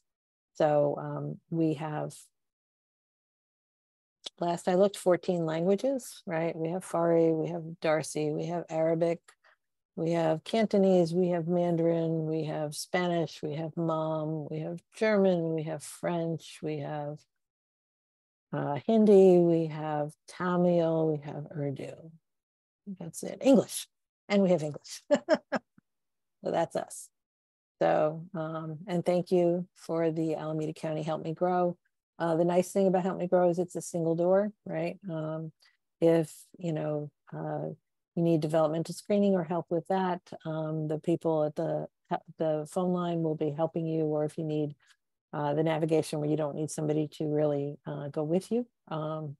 If you do need that, they've contracted to us at our end, and we have 6 family navigators who are doing this work. And again, you want to know more about that, tune in next week, same time, right? We will be talking, I won't be here, but others of my staff will be here to talk about the work they do. All right, let's take a break. 10 minutes, everybody. 42 now, come back at 52. See you then. Okay, so if we can all get back and get started, we want to talk about what the process is, which is a lot of your questions that you had. Hopefully we'll start to answer in this. So the first part, we really just want to know what's the entitlement, what's supposed to happen, what this is supposed to look like. And so now we're going to talk a little bit about the process, and we're going to end with a makes me laugh video of a bad IEP, right? And then we're going to talk about some tips for making a good IEP. And then I'm going to ask for some volunteers. And what we want to do is do kind of a, they call it a fishbowl. You guys get to be pretending to be these people. And so we'll go through what the role play is.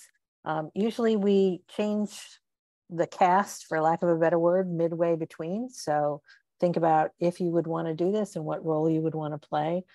People find this really a great way of kind of, flexing their muscles, and because it feels real, right? When you sit there and you have this conversation. So let's talk about the IEP process, and that's kind of the rest of our plan for the day. And we're going to take about a half hour for lunch between 12 and 12:30. So just, I keep taking my watch and looking at it to make sure I keep you on time, because I want to be respectful of everybody's time frame for all of this. Okay, so let's get started on the IEP process itself. So the IEP is both the description of the process, it's the individual education program, right? And it's also the description of the actual document, right? The IEP document or the IEP plan. And it's important to know that in this process, right, where they're supposed to be giving them FAPE and LRE, what they're going to do is they're going to create in those documents, they're going to answer some questions, right? They're going to answer what a child's special education needs are. So if we go back to the question that I think Annette was asking on right before we broke, why would a child maybe not be eligible if they were requested, or they wouldn't even evaluate? And that does happen, that sometimes districts do not evaluate, right? And it's often because they don't think that they're going to meet the eligibility categories. This happens more often for preschoolers than it does for other kids, right? Because the school is more familiar with the kids. And going back to our idea of that snapshot rule, the school has a better picture. It's more in focus when they've seen the kid all day than when kids are relatively new to them. So it's really important, as we've discussed, for the parents to disclose the reasons that they think their child has issues that may reach the level of special education, right? Really important. It's also important to know that districts are not supposed to screen. They are supposed to evaluate or not evaluate. Those are their two choices. Again, not a lawyer, right? But that's what they're supposed to do. So it's important for you to know that if the district starts asking for screenings and things like that, that's not supposed to be what they're doing. And in fact, there was a group compliance complaint against Hayward Unified, I think in 2017, because Hayward Unified was running screens for kids and then refusing evaluation on the basis of those screens. So it's important to know that districts are not supposed to screen, right? You can say, that we've done a screen with this family, or this family has these concerns, but districts are not supposed to require screens before they decide about evaluation, right? Just so that you know. So what the child's needs are, which come through the evaluation process, then what special education services a child will receive, how often and how much. And we're going to talk about the need for specificity in there, because that is a place where a lot of families don't know to ask for specificity, and it can become a problem. And how and where the services are delivered, right? A lot of families, again, don't think that special education services can be delivered in the general ed classroom. They don't know the LRE part, the least restrictive environment part of this. So it's important to know that these are all the things that should be in the IEP meeting. What are the needs? What will they receive? How often and how much? And when and where will they be delivered, right? And the process or the steps to be laid this out are in the act itself, right? So this is one place where the process is pretty persnickety. There are very specific timelines on things. There are very specific people who should be at the meeting. And so it's important for, you know, with the idea of if they follow the way these things are written, then we'll get a good plan for this kid. So one of the things that we can do as professionals supporting or families supporting other families or families ourselves is make sure they follow the steps, right? And that's what we're going to talk a bit about today, as well as the content. So how does the process work? The first thing you should know is that the district has an obligation called child find, right? And child find means that the district has an obligation to identify all children with a disability in their area and evaluate them if appropriate, and that they should be evaluated in all areas of suspected disability. So this child find process is important because if, for example, a child is in a district preschool, right, a child development center, for example, and the district staff have been seeing that child, but the child has had challenges, the district staff have an obligation to identify that child, right, to suggest to the parent that that child become evaluated, right, for special education. And if the district ignores those things, it's really important for us to know that. So if like a parent says to us, I've been asking for my child to be evaluated for the last couple of years and nothing has happened to this, right?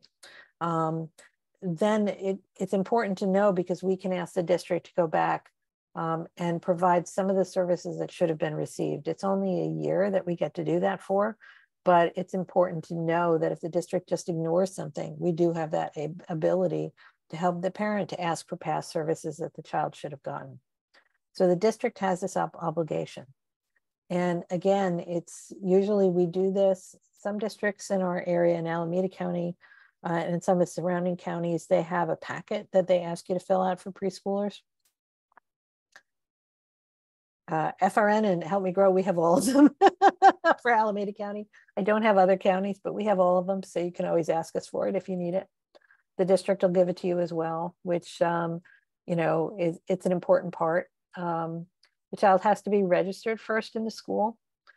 So one of the barriers that, you know, we had talked about, but I would add to your list, is some of our families, the housing that they have is shared, or they don't have the rental agreement, or their names are not on it, or they don't have the name on the mortgage, or they are couch surfing because of the expense of, you know, housing here in Alameda County. And so they have difficulty meeting district's requirements for registration. And families, a child must be registered in a district before it can be evaluated by a district. So some of the things that we're doing is helping families to get that documentation. All districts have a process for families that are unhoused, right? Either physically unhoused, or if they are in the if they have they don't meet the standards for housing, which is like, you know, not shared or other housing, and so they're technically defined as people who are unhoused or homeless. Districts have a way for all of those families to register, right? And so if you get into that difficulty with a family, it's important to ask for the McKinney-Vento officer for the school district.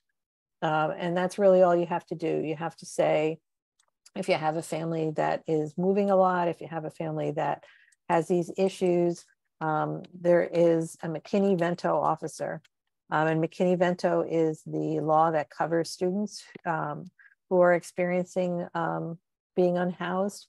And so they have somebody who knows those sets of laws, and they can almost always, with minimal documentation, get registered for the school district. But you have to register first, and then you write this letter, you request evaluation, and in that letter, you always make sure that you say that you want the child to be evaluated in all areas of suspected disability, and you make sure you disclose and have the parent disclose all your concerns, because otherwise the district may not move forward with an evaluation. We good so far? Any questions? Okay. So usually the IEP process, once a child is evaluated, starts with a referral. And the referral to the school district is usually in the form of a letter. It can be from parents, teachers, doctors, and therapists, right? There is an obligation for doing that for our 0 to 3, which are in early intervention, which is a totally separate issue. Glad to talk to you about it a different day, but not today. But for these guys, they can be referred to the school district. That doesn't necessarily mean that they're going to receive services, right? So a lot of times when I do this conversation with physicians, they are not happy with me when I tell them that them writing a prescription for special education doesn't work. I have about 6 of those posted up on my bulletin board because they make me laugh. Because districts usually, you know, they might take it as a referral, but they will not take it as this means they require these services. So that's really important to remember. As I said, the districts have packets. Every school district in Alameda County has a packet for preschoolers, right? So it's important to get a hold of those and to fill it out. In other counties, you know, I'm not as familiar. Once that packet is in and the child is registered, the district will then send the family a plan for evaluation. It's called an assessment plan. And the parent must sign it and return it within 15 days. And no evaluation can take place without family consent, without parent consent. And that parent must be the ed rights holder. So another place we can get into difficulties is for families who are in a kin care arrangement, or families who the parents are no longer together and one of them does not have educational decision-making rights. Those can be difficulties in getting the process of getting the plan signed and returned, because they must hold those rights in order to move things forward. Then once the district gets the signed plan back, and in that the district has looked at the parent's letter and said, these are the things we're going to evaluate, right? So that's also an opportunity to say, hey, I told you my child is having trouble holding objects, but you don't have an OT evaluation in there. So that can also be a negotiation, right? You can call them back, talk to them about it. But once you've gotten it, you have 60 days to determine, right? The district has 60 days to determine whether the child is eligible, what their areas of need are, and to hold an OT. You good so far? Yes. Great. Okay. So at the IEP meeting, which is to be held at a mutually convenient time, it often is not. So remember that it's to be held at a mutually convenient time.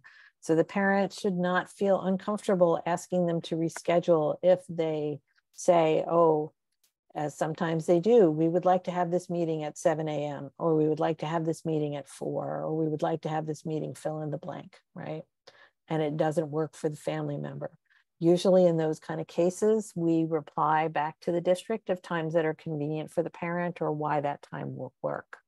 But the IEP meeting can go forward, but the IEP itself cannot go forward without a parent consent. So it's important to the parent to be there. And the districts usually, if you say, hey, that's not a good time for me, they will definitely try to find something else for you. I've not really ever had a problem with rescheduling. But a lot of times people don't ask for it and then they are very uncomfortable because it's not a good time. There are required members at the IEP meeting. They include a general education teacher, right? A special education teacher, an administrator, which is called the administrative designee, and a therapist or psychologist who can interpret IEP results, as well as the parent. Those are required people to be there. I can't even tell you how many times I have gone to IEPs in Alameda County and there have been two people there, the parent and one other person. That is not an IEP meeting. By mutual agreement, the parent and the district can together decide to waive the participation of certain people. But it is only done with parent consent. So a lot of times at the beginning of the meeting, they'll stick a piece of paper in front of the parent and ask them to sign off that these people are not going to be there. I usually take a moment and let the parent know that, you know, this is going to be their choice of whether they want these people to be there or not, right? And again, just making sure that the parents understand that they have decision-making roles and power in the process can be a lot to kind of helping them to feel more comfortable, right? The district has an obligation to make an offer of FAPE and LRE to the child if they are eligible. By the end of that 60-day period, the parent can agree and the district can agree to extend it if they need to talk more. Importantly, and this is for California, we are about the only state that has this lovely little nice thing. You can sign for the entire IEP and say, yeah, I agree with it. Let's move forward. You can sign for parts. You can say, hey, I don't agree to this, but I agree to that, right? You cannot sign saying, look, I think this is all wrong. We need to do other things. You can ask for further discussion and have another IEP meeting. So a lot of times I'll show up at IEP meetings, and one of the first questions I ask if I'm supporting a family is, how long do we have? How much have we scheduled everybody for today? And a lot of times it's 30 minutes, and you can barely get through the things they have to do in 30 minutes, never mind talk about the kid. And so again, you know, you can have another meeting. This is one of the reasons we're actually having discussion about this with some of the people who do advocacy at my office. And we were saying that a lot of times we like the Zoom meetings because it's easier for parents to get there. They don't have to take off from work. They don't necessarily have to find childcare. And, you know, doing this thing of having a second meeting can be much easier in those kind of circumstances. So just think about that. So they have to have this offer of FAPE. The parents can agree to whatever parts of it they want. They don't have to agree to the whole thing. They don't even have to agree to the category. They can say, look, I'll take the services, but I don't agree. So in cases, for example, where we have over or under identification, if we have a child who is a person of color and they're being identified as having an emotional disability, and the parent is in their gut saying, no, this is not true. This child just has experienced trauma, right? And that's why we see what we see. In those kind of cases, the parent can say, look, I'm going to sign and agree to the services because yes, I think, you know, he needs counseling, and yes, he thinks he needs a preschool, but I'm not going to agree to the category of ED, and that's absolutely okay. And then finally, it's important to know that once an IEP is signed, it's important for that services are supposed to occur in about 10 business days, right? So that's important for you to understand. My dogs are running. I'm just going to close my door. Excuse me a second. So for those of you who don't know me, my volunteer job is I raise puppies to become service dogs. And when I am not watching them, even service dogs get a little crazy, just to let you know. So I just had to tuck them in with my husband. Okay, so the services can start as soon as possible after the IEP is signed, but usually within about 10 business days. Okay, we good? Any questions about the basic process? IEPs tend to be held once a year. The first IEP determines eligibility, and every 3 years an IEP is held called a triennial, which redetermines whether the child is eligible for services under IDEA. I am not seeing anything in the chat. I'm not seeing any questions. Thank you, Leah. They're good puppers, but they're, you know, service dogs are also big guys. So they're, when they get wildness is definitely there. Okay, so if there are no questions, so we talked about determining if they're eligible. How do we do that? Well, first they have to have a disability that falls under one of 13 categories. And California has a category called multiple disabilities that don't exist in other states, just so that you know, right?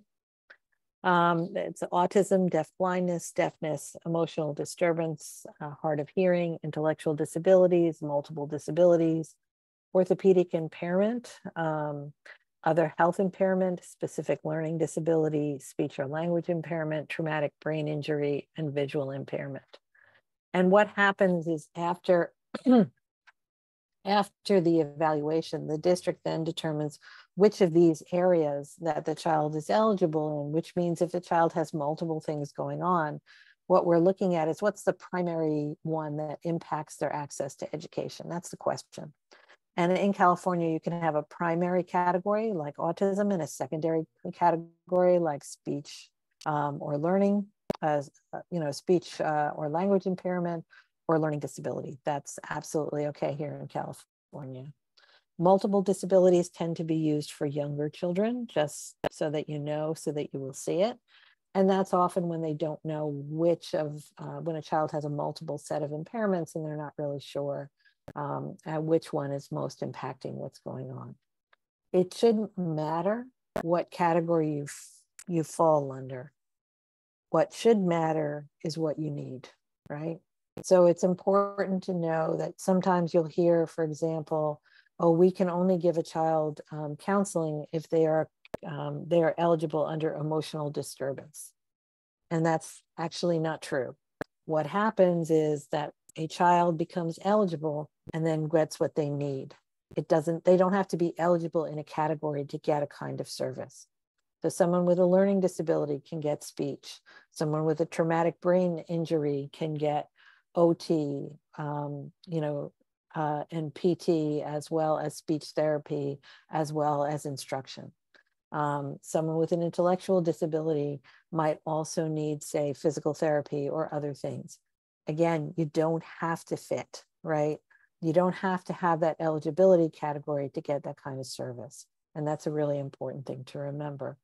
And when you're thinking about it with the parent and the district is saying, this is what we think the eligibility category is, that's a great place to do a stop and to see how the parent feels about it, right? Because sometimes there are going to be choices.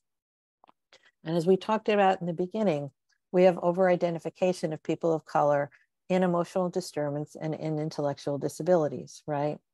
And normally we would find the comparison for typical, a child who's similar, who is a white child, we would find that child in other health impairment or specific learning disability, right? So we want to make sure that that eligibility category resonates with the family, right? So, because this is where we get the over-identification in these subjective judgments. And so we really want to say, does that feel right to you, right? And many cases, it absolutely feels right. And in many cases, it doesn't. But this is a place where you can support the family to know that they have a choice, because they don't have to accept this. They can still take the services, right? But they don't have to accept the category.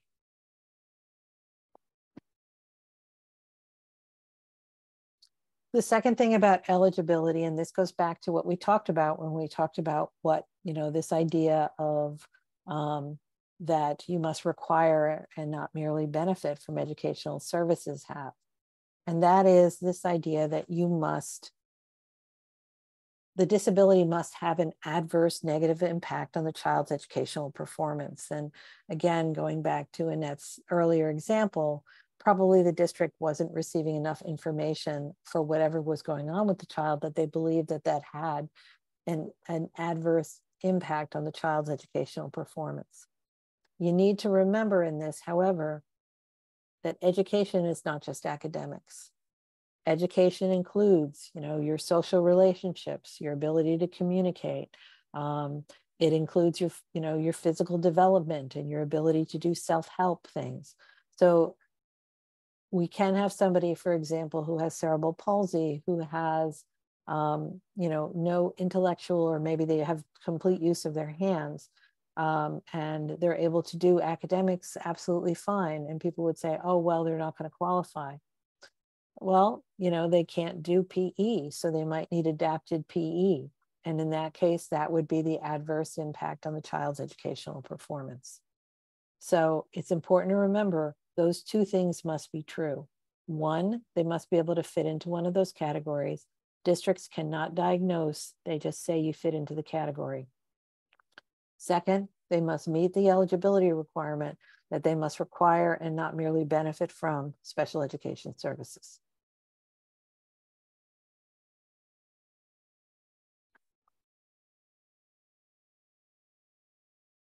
Okay, just checking to see any questions.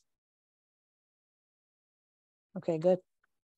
At the IEP meeting itself, the IEP team members assemble and they present their assessments and they discuss the students' needs and they decide on a plan individualized to meet the students' needs. And this goes back to how we talked about things in the beginning. Districts for economic and for other reasons will sometimes talk about having a program for a child, or this is going to fit this child, or this is what we do for this child. Or in some cases, we don't have anything for this child, right? We hear all of the above. And the district has an obligation to give the child what they need based on those assessments. And that should be individualized to the child's needs.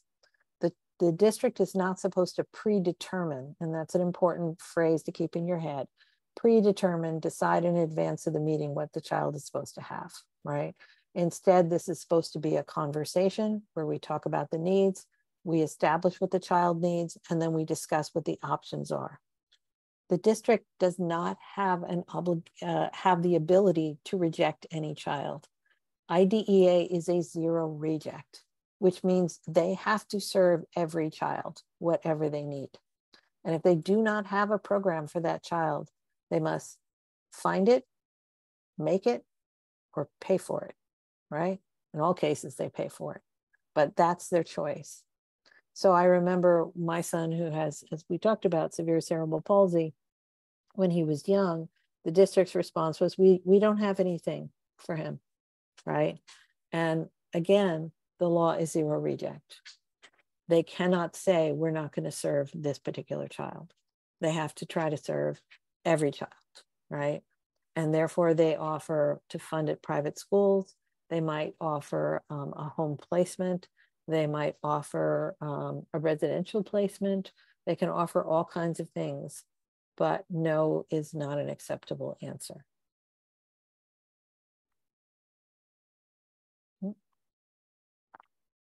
So as we think about this, and as we think about how we're supporting families, I already talked about the idea of we want this to be more of a conversation, right? We don't want this to be one person talking or some people talking, the family's looking scared and not participating, right? It's supposed to be a partnership. It's supposed to be a discussion.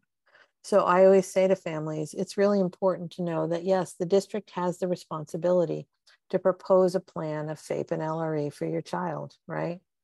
But you should work together, especially for the little ones, because they don't know your child, right? So they may not know the ways in which will encourage your child to do their best or to learn something or to show what they learn.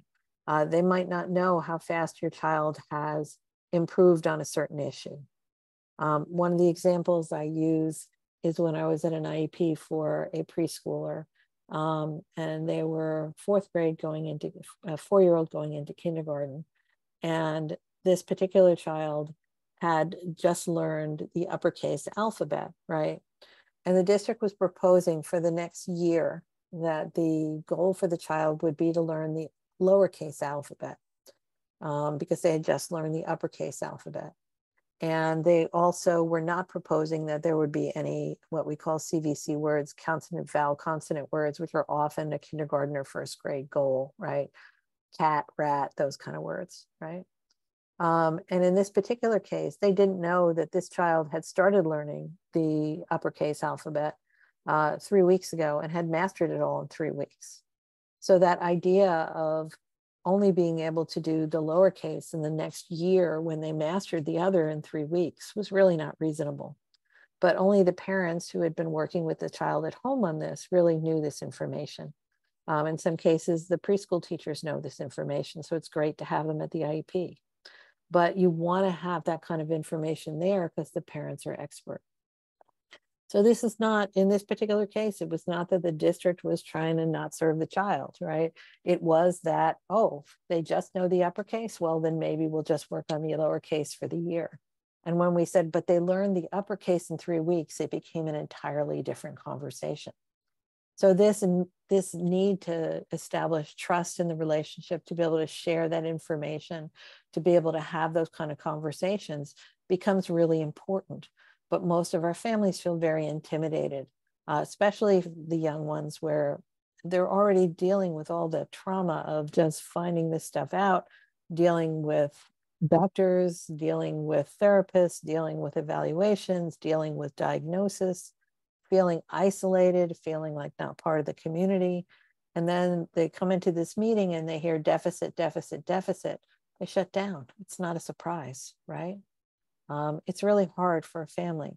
So what we can do in supporting families in those things is we can have conversations outside and then help bring these things together. So in that case, that's what I said. I said, I understand that that's your goal, but I want, you know, our parent here to share with you just what she's been doing and how long this took. And then it changed the goal, which in turn changed the services, right? So we didn't want that child who had been able to master this in the space of 3 weeks to spend a whole year, right? I always call it the brown bear syndrome from my son, right? From his early preschool class. We don't want that to happen. We want them to be appropriate. And so it's important that the family share information. And this can become very uncomfortable for the parents for all the different reasons, because we have a very diverse community here. So there's not one single reason that it doesn't happen. But, you know, I would add to your, you know, your insights about earlier from a lot of what is a roadblock is that the families don't know the process. I would add the parents are afraid in the process. They're intimidated by the process. They're overwhelmed by the process. And this can become really difficult for them. Okay. So just to make sure that we're there kind of understanding, and I've said this a couple of times already, but I always like to just have a little visual to make sure that we are at the same place, is to understand that the basic rules of the IEP process, the way that the IEP works, is that assessments, those evaluations, establish the child's need, and it must be a need, it can't just be a benefit, and must be complete and accurate as possible. So when a parent gets an assessment, and it's important if you can to have the parent request it in advance so they can go through it. It's really important. Often I read it with parents and help answer their questions, or we devise questions to ask of the team. If a parent's first language is not English, I always notify the district that we will be, or have the parent notify the district that we will be recording the IEP. Taping is an old word, recording the IEP. And we're recording the IEP because it's really hard for a family. It's really hard for anybody to process in one meeting. So it's great for everybody to tape, just pro forma. And if you do it all the time, districts don't think anything of it. But for families who are not primarily English speakers, taping that IEP gives them an opportunity to listen it again. And they should request translation. And translation is a parent right in the IEP process to get translation into their language. So when they're saying, oh, I'm going to come to the IEP, you're going to ask for, can I get the evaluations in advance? Can I get the evaluations if it's one of the primary languages of the school district, like Cantonese or Spanish would be? Can I get it in the parent's primary language? Can I, you know, we plan to tape the meeting because the parent is not able to listen and process and do all this stuff all at once. And so usually I tell the parents, if it's possible, especially for the first IEP, we want to have at least 2. One just to listen, and the second one just to discuss, right? And those are particularly important as well if you have a family who has low literacy, right? They may not read their language, and so having somebody translate and having a recording of it that they can listen to on their phone can be really important to them. Then the next step is, once you've agreed to the assessments, because the family has to agree to the assessments, right? Then the district proposes goals. And the goals are supposed to be reasonable expectations of what area the child needs help and how much the child is to progress, right? And it's great if you can have those goals reference the grade level that you're talking about. So I was talking about CVC words, consonant, vowel, consonant words. And so that's usually a late kindergarten, early first grade goal, right? And so I might say, well, they might have 3, CVC goals by the end of the year. And that might be a great goal for a kindergartner. But I would want to take a look at what the first grade one was. And the words, they might know the 100 words on the word wall by the end of the year. That might be a different sort of goal for them. It's important to know that if you want to look at what your neurotypical kids are doing, you can ask the district, and the family can ask the district for what the goals are for that grade level, because each district establishes goals for first grade, second grade, et cetera, for their district. But the goals for this child are going to be drawn from the assessments. If it's not mentioned as a need in the assessment, there will not be a goal. If it's not assessed, there's no need. If there's no need, there's no goal. If there's no goal, there's no service.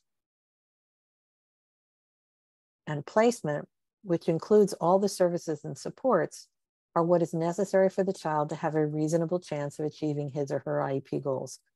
Goes right back, right? And it should be appropriately ambitious IEP goals. It goes right back to our definition of FAPE from those court cases, right? That's what we're trying to get. Assessments drive goals, goals drive placements. But most of the time, people do it backwards. They instead decide of services they want, and that's what they ask for. And they usually don't get them, because if there's no assessment, if there's no goal, they're not going to get the service.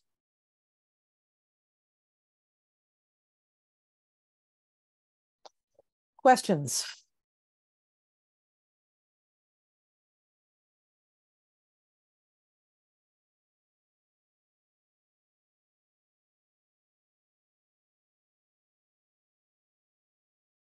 Okay, so let's talk about what kind of services there are, right?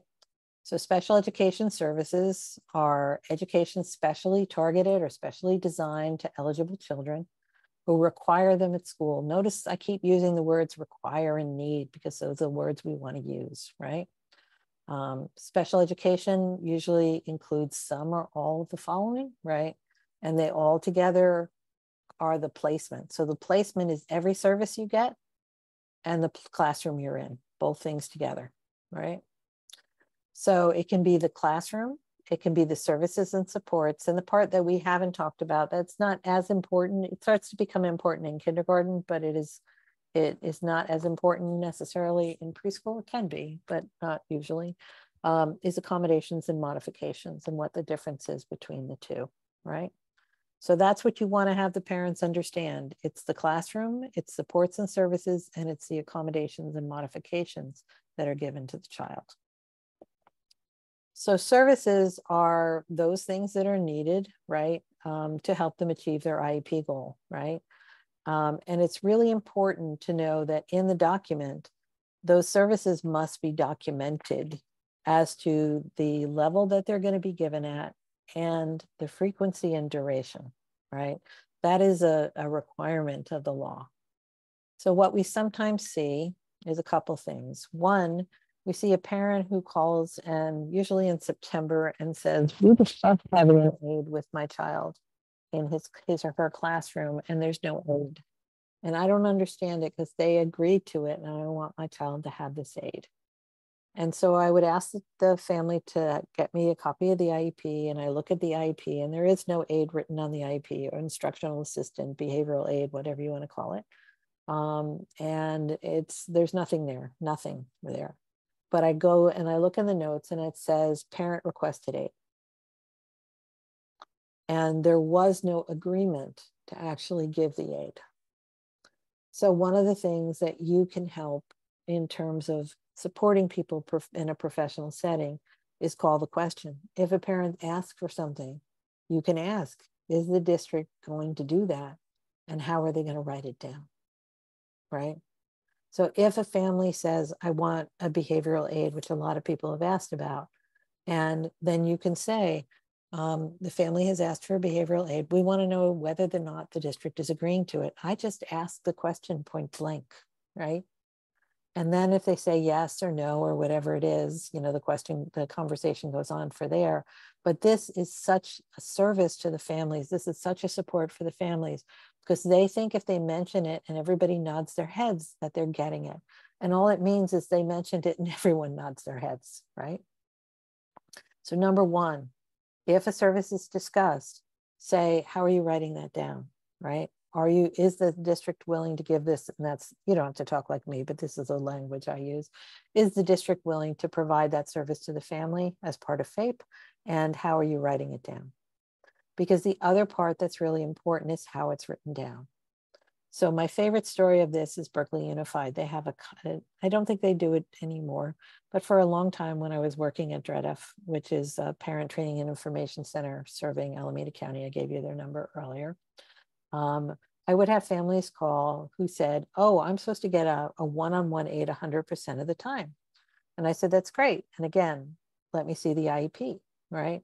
So the families, and this happened, I don't know, 20, 30 times. So it's a habit of the school district. That I would look at the IEP and it would say instructional assistance 0 to 100% of the time. Is that a problem?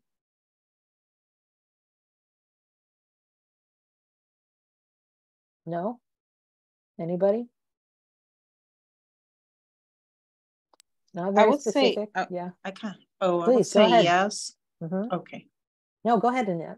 Please. I would say yes because it says 0. Wait, maybe I heard wrong. I said 0. Yeah, would that be a problem right there?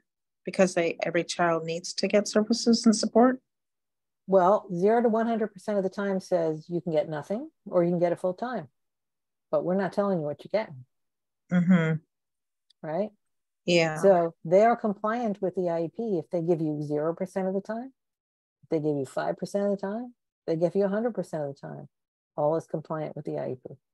And exactly, Alina, who is deciding? And the IEP team is supposed to be deciding because an aid is part of what's necessary for the child to make progress in their IEP goals, right?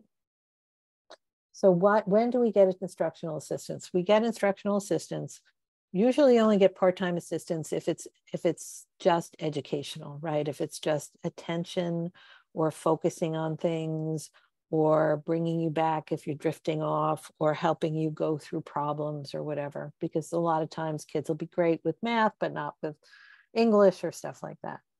So you might see a shared aid, right? And then I would want to see something like a shared aid assisting this child one-on-one in math, et cetera, whatever they needed it. Or they might need it on the playground. Unstructured situations are often difficult for kids. But if we have this kind of vague language, that might mean we get it not at all, right? So the IEP team is supposed to be deciding that they need it. So we just talked about instructional assistance being one of the places where they might need it.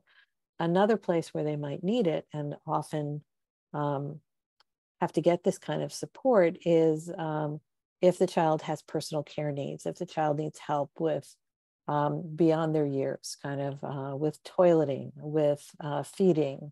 If the child has a medical condition where if the child maybe has dropped seizures and therefore needs somebody around to be able to react in the moment. And of course, kids who have behavior plans for which they need to be redirected frequently that someone else wouldn't have the time for, or if they're a flight risk or a danger to themselves or others. Those are the reasons we usually see aids, right? But they're associated with goals. And then how much of that goal you're doing during the day is going to drive how much of the aid is needed, right? So for my son, who really doesn't like having one-on-one aids, but will have them his whole life, you know, his health and safety required him to have a one-on-one aid.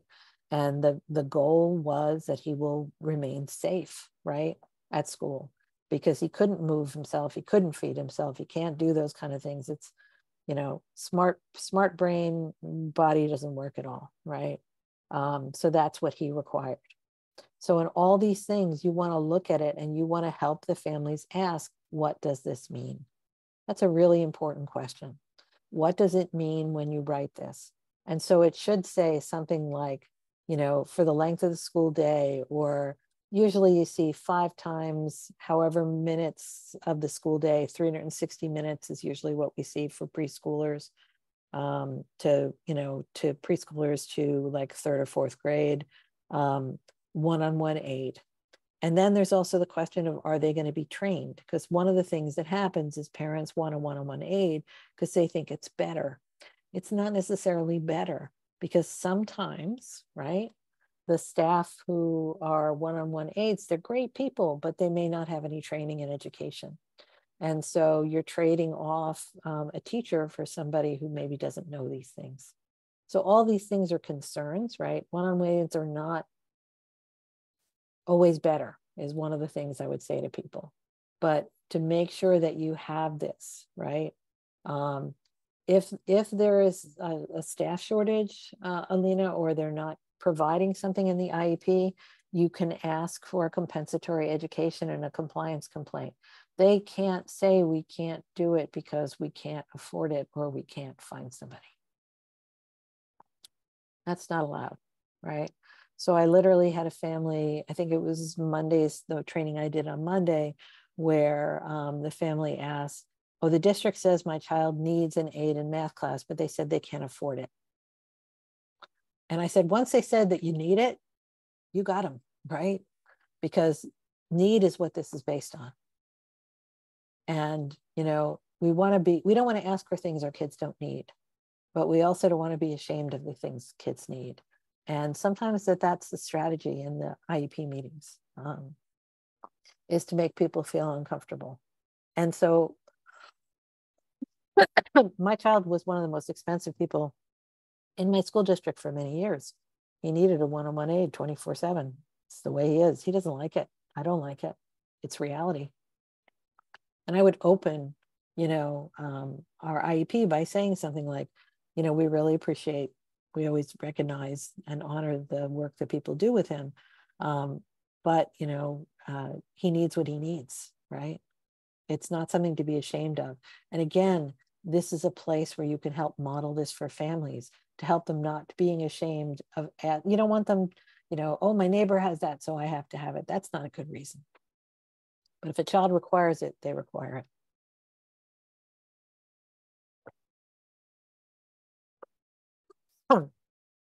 Okay, so for a child to receive services, they must be explicitly listed in the IEP, or you don't get them. So let's look a little bit about accommodations and modifications. Accommodations are things that you adapt for a disability. Extended time sitting in the front of the room, using the notes of somebody else, having a pal for classes. For some kids, we will facilitate group work with them because they don't know how to do group work, or they need you know, a speech pathologist or a therapist to work with them in group work. That's something that we can also see sometimes. Those are definitely different kinds of modifications. Mostly for little guys, I see them as redirection. Sometimes I see the pens. A lot of guys in the 3 to 5 are still doing this, right? Gross grip, right? It's really hard to write this way. You want to try it out, grab your pen, write on your piece of paper. Hurts your wrist after about 2 seconds. So they might need OT to teach them how to hold their pencil right. They also might need specific grips. Those are accommodations. Modifications are when we make a class easier by making the homework easier, or we making the assignments easier. And they can still be inclusion with that kind of situation. I just have a couple more to get through, Maria, and then I'll come back to your questions, right? So there are 2 important parental rights that I want to talk about before we see the video. And these are on that sheet, you know, at the beginning of an IEP, they give you a sheet. These are parental rights. And this is the ones that I feel are the most overlooked, but I also feel that they're most powerful. One parent right is for informed consent. In other words, I'm supposed to understand what I'm doing, what I'm signing for before I sign it.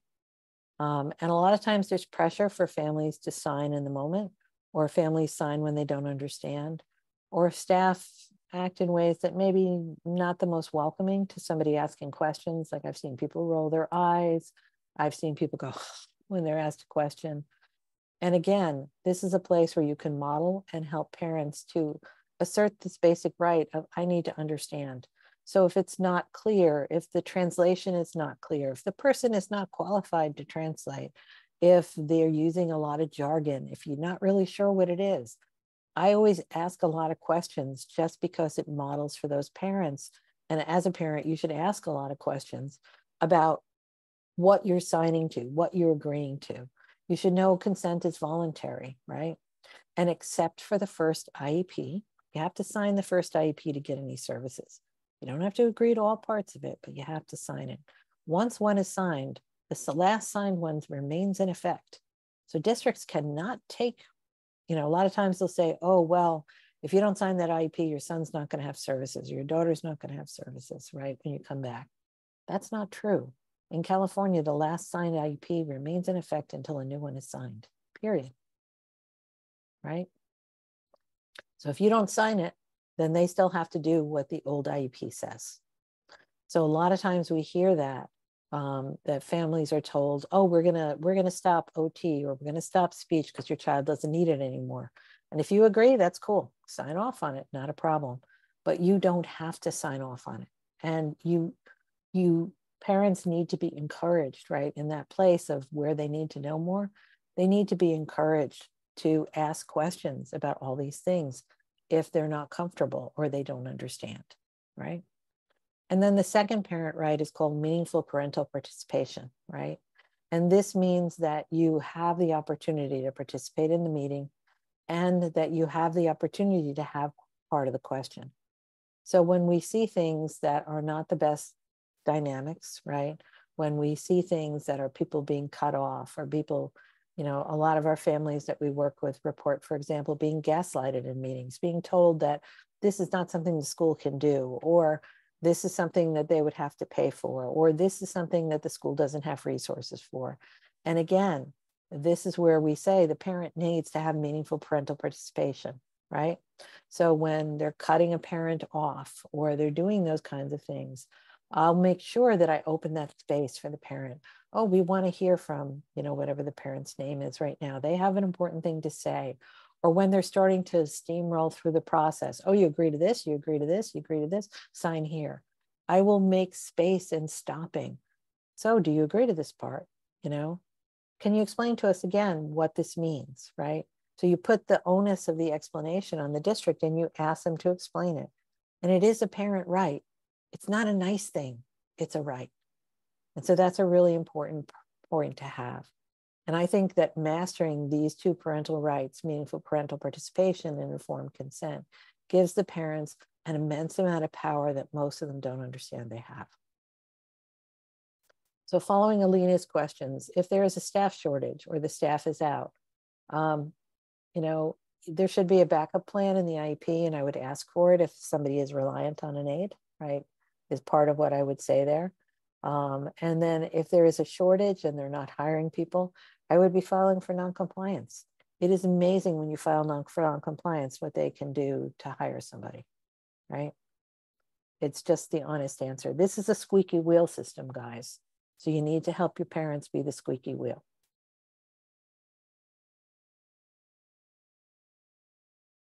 Yep. Where do we file the compliance?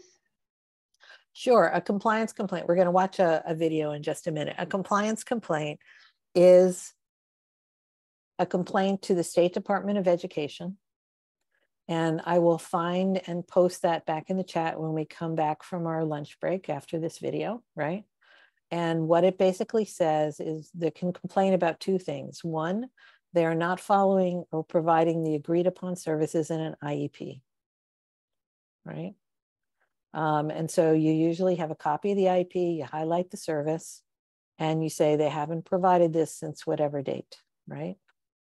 Then, so for example, Oakland, I guess it was 5 years ago, had a speech shortage. And so we filed lots and lots of compliance complaints against Oakland Unified for non-provision of speech services that were agreed to. And we filed compliance complaints. And in the compliance complaint, you tell them what they did. In this case, they didn't comply with an IEP. And the second part is what you want. They want those speech sessions. And Oakland provided most of those speech sessions to people the following summer. Right? So that's one set of things you can do. You can also file a compliance complaint when they're not following a process. Because if they don't follow the process, it's hard for people to get the right things. So for example, if the school district has an IEP and never has a general education teacher there, then they probably have no intention of even considering a general education or an LRE setting for this child. I would probably file for non-compliance. Most of the time I don't file. I usually call the special ed director and I say, hey, there's a problem. You didn't have a special ed teacher there, you know, or you didn't have a general ed teacher there in that case. But I will do that. It's important for you to remember that for a compliance complaint, you can help a family do it. At this point, if you're new to it, I would get my help or the help of somebody from DREDF to do it. We're all glad to help you with that, not a problem. They're pretty simple. It's an online form. But what you want to know also is that they will not acknowledge it. They will check with the parent before they will acknowledge that you give it to them. And they prefer that it comes from the parent themselves. So it's good to have the parent do that themselves. The parent has to provide an email, which not all of our parents have. So you would have to help them create an email, and the email should be reflective of their name, right? So like my email is Eileen Crumm, I wouldn't have any problem. But if my email was instead of, you know, fan of Ted Lasso, I would have a problem. They wouldn't open it, right?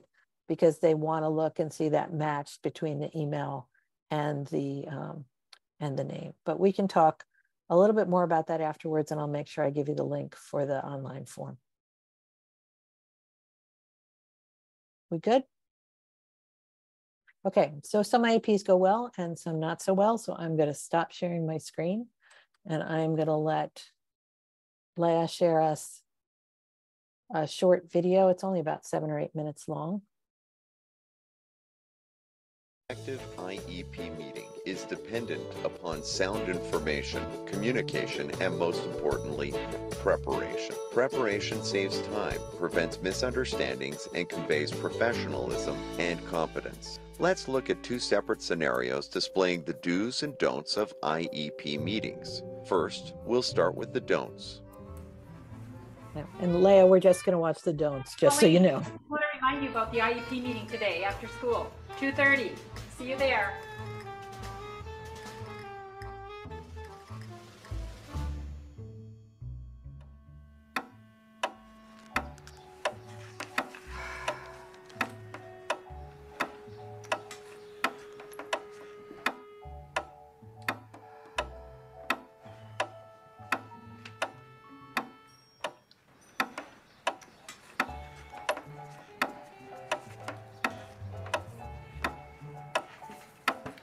I'm sure everybody will be here soon, Mr. Jones.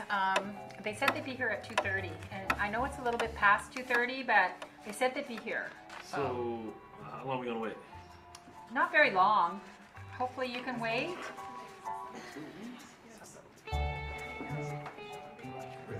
Oh, good. Here come the general ed teachers now. He's gonna win. Okay, hi you guys. Hey, how are you? Hi, thank goodness you're here. We're missing the administrator and the interpreter. Let me find out where they are. Okay, just hang on. Yes, I was just wondering if Ms. Owens is coming to the IEP meeting. Also, the interpreter, what's with that? Okay, all right, thanks. Well, the interpreter's job didn't get picked up by the subfinder, so we don't have anybody. And the administrator is in a meeting right now. She said to go ahead though, and she'll try to make it before the end of the meeting. Greg, since you speak Spanish, could you interpret for us, since we don't have anybody else? Sure. Yo hablo español poquito. Should we go over the parent rights with them first? I forgot the parent rights. Do you have them? Do you have them in Spanish? Let me look. Oh, good. Okay. Protecciones en español y inglés. Sin es normal, no, sin es normal, 90 a 110 es normal area, 80 a 90 es normal baja poquito, 70 a 80 es internal deficiente, 70 a 0 es deficiente. Examinaciones de inteligencias, su niñas habilidades es normal. So, Ms. Gerke, will you give your report now on how he's doing in your class? Oh, I didn't know I had to bring anything. Do you have some student work handy? No. I don't have anything. Well, I guess I could just talk. Just tell them how they're doing in reading. Okay, we'll start with reading. So right now, your child should be able to read about 92 words per minute, but he's only able to read 30. Lectura 90. Okay, hi, everyone. I apologize for being late. Go ahead, continue. This isn't the PLC meeting, is it? No, it's an IEP meeting. What room is the PLC meeting in? That's in building 14. I think it's 16. 16. But my principal says... Try 14, then go to 16. If it's not at 16, go to 15, then come back here. Okay, thanks. Sorry for the interruption. Okay. Yeah.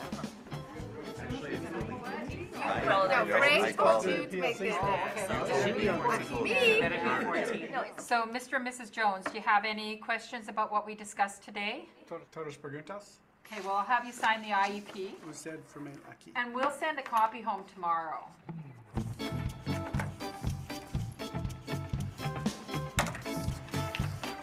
Well, thanks for coming. Thank you. Bye. Okay, so that's our model of some of the things that happen that should not happen, right? So what we're going to do is we're going to talk about some more tips of supporting people in this situation. And we're also going to do a role play after we do that. So I'm going to ask, I think we have 5 volunteers each time. We're going to do in a fishbowl, and that we're going to ask you to put on your camera and unmute, and we're going to have a kind of pretend IEP. Sometime in the middle of that, we will stop you and replace you with other people who are interested in participating to just kind of see what it feels like to be in this kind of process. So that's the plan for the rest of our time together. So I am reading 11:55 right now. So if we can all take a nice half-hour break where we can stretch, we can relax, we can take it easy, we can eat something, which is always really important for a life. And then we'll come back for the last hour that we have together. Okay, so I will see everybody at 12:25 if that works for you. Enjoy your lunch.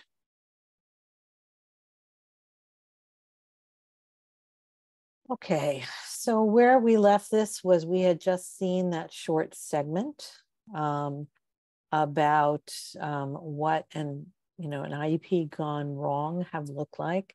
And I want to talk about, we're thinking with that in mind, and we're going to do a role play with trying out some of these strategies to see how they feel with us, for us. But I just wanted to start with kind of a reminder of what we were talking about with meaningful parental participation and informed consent, right? That the parents should be fully informed, understanding consent in writing, and know that their consent is voluntary, that that's an important part of this, and that they should meaningfully participate in the process, right? That should be part of what's happening there, right? So it's important for you all to know that that's kind of where we are with that conversation, right? That they are supposed to have those two things. So we saw, and a somewhat farcical IEP, because it was meant to be amusing in parts, but I think it was a good illustration of some of the things that sometimes do happen. So I do want to kind of think about, did the parents in the short segment that we watched have that informed consent and meaningful parental participation? What do y'all think? I think it was just it was uncomfortable to watch. Okay. Because the participants, the administrator, whoever, they in no way indicated that they were there for the child. They didn't ask the parents any questions about their child, their concerns. And I know, obviously, TV time. We only saw 8 minutes, but yeah. But it didn't seem like parents were looped into any of it, and the people weren't prepared. They didn't have any information on the child. So overall, it was all very haphazard, and it seems in no way that this family knows what's going on, in this IEP, and vice versa. Great observations on. Thank you. Anybody else? Did we see the parents getting informed consent and meaningful parental participation?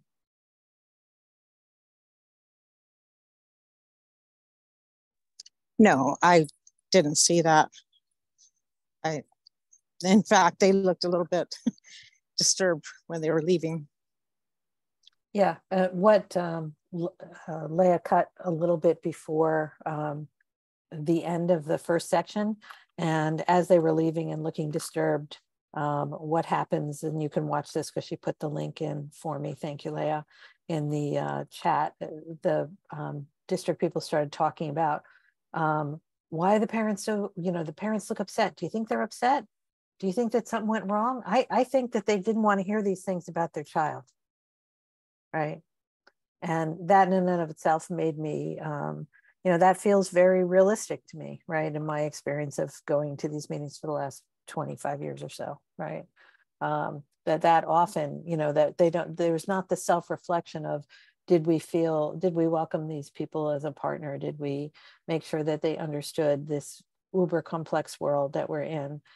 Did we make sure we heard from them, right? And I don't think, at least the shots we saw anything of them talking, except for the dad being upset that they were behind, which rightfully so, he should be, right? He's probably taken off work, and mom's probably taken off work to be here. And we all know that that's tough. So people not respecting your time is a problem. So thank you, Annette. I appreciate that. Anybody else? Hi, this is Vina.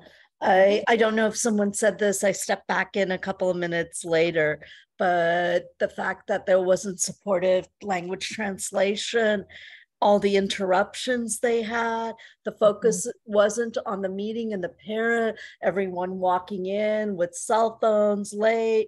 There wasn't the respect to the parents or the need of the child in this meeting, or anyone advocating for the parents and supporting them and providing support to them to understand the process and the conversation, and we don't know what happened before. So it was really upsetting to see. And I know that we were supposed to see what all went wrong in that too. But there were just so many things that didn't go right and weren't in support of the child or the parents. And the teacher walking in, not having what is going on for the child in the classroom, any reports, any information, and it just showed lack of care and concern. And that's part, I mean, even beyond what's said, the subtext, the emotional content of the meeting is really hard, right? When that's how it feels, right? That it's pro forma, that you're not really seeing my child, that you're not really seeing us, that and this is one of the things when we do the role play, I want you to try out some different ways of what would you say, right? If somebody came in and, they hablo español un poquito, right? And that was, how they're talking to the family member, right? I can't imagine that she understood, she might have great understanding of English, she might be fine, but if she requested translation, she should have somebody who is fluent, right? Not somebody who is un poquito. And that does sometimes happen, particularly with our families who are from language groups that, are lesser represented. You'll sometimes get somebody who really doesn't know it. We had a IEP last week for a family that was Urdu speaking. and they used a online interpreter in the Zoom meeting. And there were literally 12 different people coming in and out of the meeting in the space of the hour and a half that the meeting took. So there was no continuity for this family, right? They were just, people were popping in and out. So we definitely want to talk about the kinds of things we would say to help families in those kind of situations and work with families in those kind of situations. So I think those are all really good points, and thinking about that emotional context that you pointed out, Vina, I think is a really important part of this, and how we as support people for the families or as family members themselves can make ourselves more comfortable in the process. Anybody else want to chime in before we move on? I see there's a couple new messages.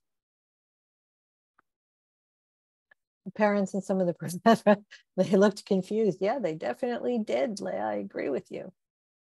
And Alina said, absolutely not, especially if there was supposed to be an interpreter and there wasn't. There was a lack of organization, right? People didn't really seem to know what they were doing. And the other thing that I just wanted to bring to your attention that's really important is that usually the one person who's not dismissible from an IEP meeting is the person who is functioning as the administrator, right? Because this is a discussion between you and the district. And the district administrator, the person who bears that title of administrative designee, they're supposed to be there for the whole meetings because they're supposed to hear the whole discussion, because they're the one responsible of and knowledgeable about the school district resources. And they're formally the one who makes the offer of FAPE. So the fact that the person who was the administrator was not even there for the whole time was also problematic, right? It's kind of a finer point if you're newer to the IEP process, but I just wanted to point that out to you as well. Anyone else before we move on? Okay, so let's think about the kind of things that we could do. And we're down to a smaller group now, which is fine. But we are going to have kind of a role play for this. And it's a scripted role play, so it's pretty easy. And we're going to have the roles of James Jones Sr., the father, because it's going to be the IEP for James Jones, Sylvia Jones, James's mother, Greg, the school psychologist, Carrie, the school speech pathologist, Audrey, the special ed teacher, Colleen, the kindergarten general ed teacher, and Mrs. Owens, the assistant principal. So we actually have 7, and we have just a smaller group now. It looks like we have 1, 2. We probably can each go once if you would like to. For those of you who are shy, I understand if you don't want to do it, but if you're not shy, it's great to do this just kind of role play. And most of the text is written out with some stop points for us to brainstorm as a group, or for people to suggest what could you do to support the family in these particular instances. Before doing that, I just want to talk about some general strategies that I think are available to every professional when you're doing this with a family. So to make sure that this becomes easier, right, for them. So the first part, the first tip that I would say is help the family to de-stress, right? This can be an amazingly stressful situation for family members to attend an IEP, especially if it's at an inconvenient time, if they don't have childcare, if it's difficult for them to take off from work. All of those things increase the stress. And then the other thing that increases the stress is the points that were brought up earlier of people feeling, in a sense, not seen in the meeting at all, right? That they feel like they are not even present there. So the first thing that I always say to families, and what I usually do with them, is I usually say, let's breathe, right? So I just, before we start a meeting, either on Zoom or in person, I just say, let's just spend a couple minutes and just relax and breathe before we go in, and know that I'm there to support you. And honestly, for those of you who can do this, who can attend IEPs with families, that's such a gift. You don't have to know about the IEP process. You don't have to be an IEP advocate, but to have somebody there who you feel like is on your side when you're sitting in a room of 6 or 8 or 10 or 14 people who you're not really sure how they feel about you or your child. It's a major major, major thing that you can do for families. The other thing you can do for families is you can take notes, right? Obviously, it's great to record the meeting as we talked about, and so they can listen to it again, but to also take notes so that if there's anything that they miss, right? That's all things that can help to de-stress and make this simpler. And as I said earlier, people don't react well in situations of high stress, right? I can tell you that personally, I don't react well. My stomach goes zonky. I don't sleep well, none of which makes me a happier person. It's hard, right? So understanding that you don't have to sign anything today, especially if an existing IEP is in effect, that you have the rights to understand and to participate. All those things can make this easier. So that would be my first set of suggestions. Just help people de-stress, help them make it easier, help it feel easier for them, right? Rather than feeling like it's this, this one time, no other chance. Once it's done, right? And knowing just as simple of a thing of being able to have this conversation over a couple of meetings. And honestly, you could call up to 10 during the year. That's if you called one every 30 days, that's what you get, 10 or 11 meetings during the year. And the district has to have them. They don't have a choice, right? And once a parent calls a meeting, they have to have it within 30 days if you have an existing IEP. So parents, helping them to de-stress, helping them to understand this, helping them to feel like they have somebody there, all these things can make it easier. And this is available. This is a strategy that's available to everybody, right? The second one, and again, this is another strategy everybody can do, is to help the parents get their items and their concerns discussed. And so this can be really vital for parents. And we've talked a little bit about this earlier in the training, that, I usually think of this two ways. The first is a parent agenda. And so usually I meet with a family before an IEP and say, what are your concerns, right? And the district does ask in the beginning of an IEP for parent concerns. It's a required part of the IEP process. They have to ask. And they have a box that's about 100 characters for them to fill in for parent concerns. But it is rare that parents have only 100 characters of concerns, right? They got a lot of other things going on. So what I usually do is I sit down with parents and we write in their own words what they want to talk about. And then we ask for items to be on the agenda. And again, we usually send this to whoever is the administrator for the meeting to say, these are part of this parent's meaningful parental participation, right? They want to have their items discussed. And these are the items they are concerned about, right? So I have had districts push back and say, oh, we have other things to do. And yeah, that's great. We can do those as well. We're not saying that we can't do your items. We're saying that we must do the parents as well, right? So it's really important to create that space, right? And one way is by flagging the district in advance. Here's a set of things the parents would like to discuss. That can make a huge difference, right? The second thing you can do is you can create space in the course of the meeting. And again, I mentioned this a little earlier, but I want to talk about it a little more. That is probably one of the most frequent things that I do in an IEP meeting. We talked about IEP meetings feeling like a freight train. That particular little video felt like a freight train. We do this, we do this, we do this. We ask if you're okay, we move on, right? And so the parents really don't even have time to process this, right? So there's a couple things you can do. If the parents can come back to another meeting, particularly if they're non-English speakers, English is not their primary language, or they're monolingual, or they might have difficulty processing it, which is most of us, right? You can say, here, first meeting, we're just here to listen today. And you can just listen, right? You can just listen to the reports, hear what they have to say, and, come back another week, right, within 30 days, because you'll give them a note saying you're asking for another IEP in 30 days. Within 30 days, you can come back and have the second part of the conversation. That can often help with both number one, helping to de-stress because you've already heard the things and had some time to deal with them. And with number two, because I don't really know what I want to talk about until I get an idea of what they have to say. Now, the district is supposed to provide families with an IEP in advance, IEP evaluations in advance, but California law is not exactly clear about how far in advance it's supposed to be. But you can also ask for those things in advance and read through them so that you, again, have an opportunity to work with the family to discuss their items and not trying to condense it into this, short half hour or whatever sort of time. And then finally, you can play the role of creating that space, right?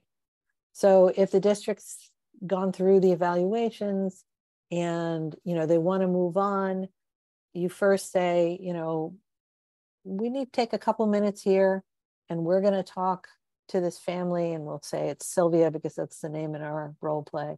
We're going to have a conversation with Sylvia here and just say, so Sylvia, what do you think? Does this feel like your child to you? Are there things that they got right? Are there things that they missed? And again, you're just creating that space for them to have a discussion, to be heard, to be part of the team. And all of those kinds of things, you don't need any knowledge about the IEP process, right? All of this is just helping them to get to the point where they can exert their own agency and don't feel overwhelmed, disrespected, run over, right? So Venus said it felt like they were going through a checklist. Yeah, and they do have a checklist, quite honestly. And they didn't know what they had a choice not to sign. Yeah, for the family, oh, I see. The district does have a checklist of things they have to cover, right? So we're not interrupting what they have to cover. They were admin in school, and often in other cultures, there is a respect of authority. And this can also be the difficulty, right? And so one of the things you need to talk to families about is, how is it comfortable for them to express where their concerns are, right? Because this is the forum where they express their concerns. So I have a number of family members who, for example, are not comfortable expressing their concerns orally in a meeting. Either there is a cultural issue, or there is a language issue, or there is a trust issue. I've seen all three, right? So we figure out, how can we help them to express what they want to do? Sometimes we send an email, sometimes it's that agenda, right? Sometimes, and there is the ability, if there is differences or the district is having, the district and the parent can't come to an agreement, you can also ask the district for a facilitator. And sometimes having someone who's neutral just to run the meeting can make it easier for the families to get their items discussed. So these are all ways in which, we can help.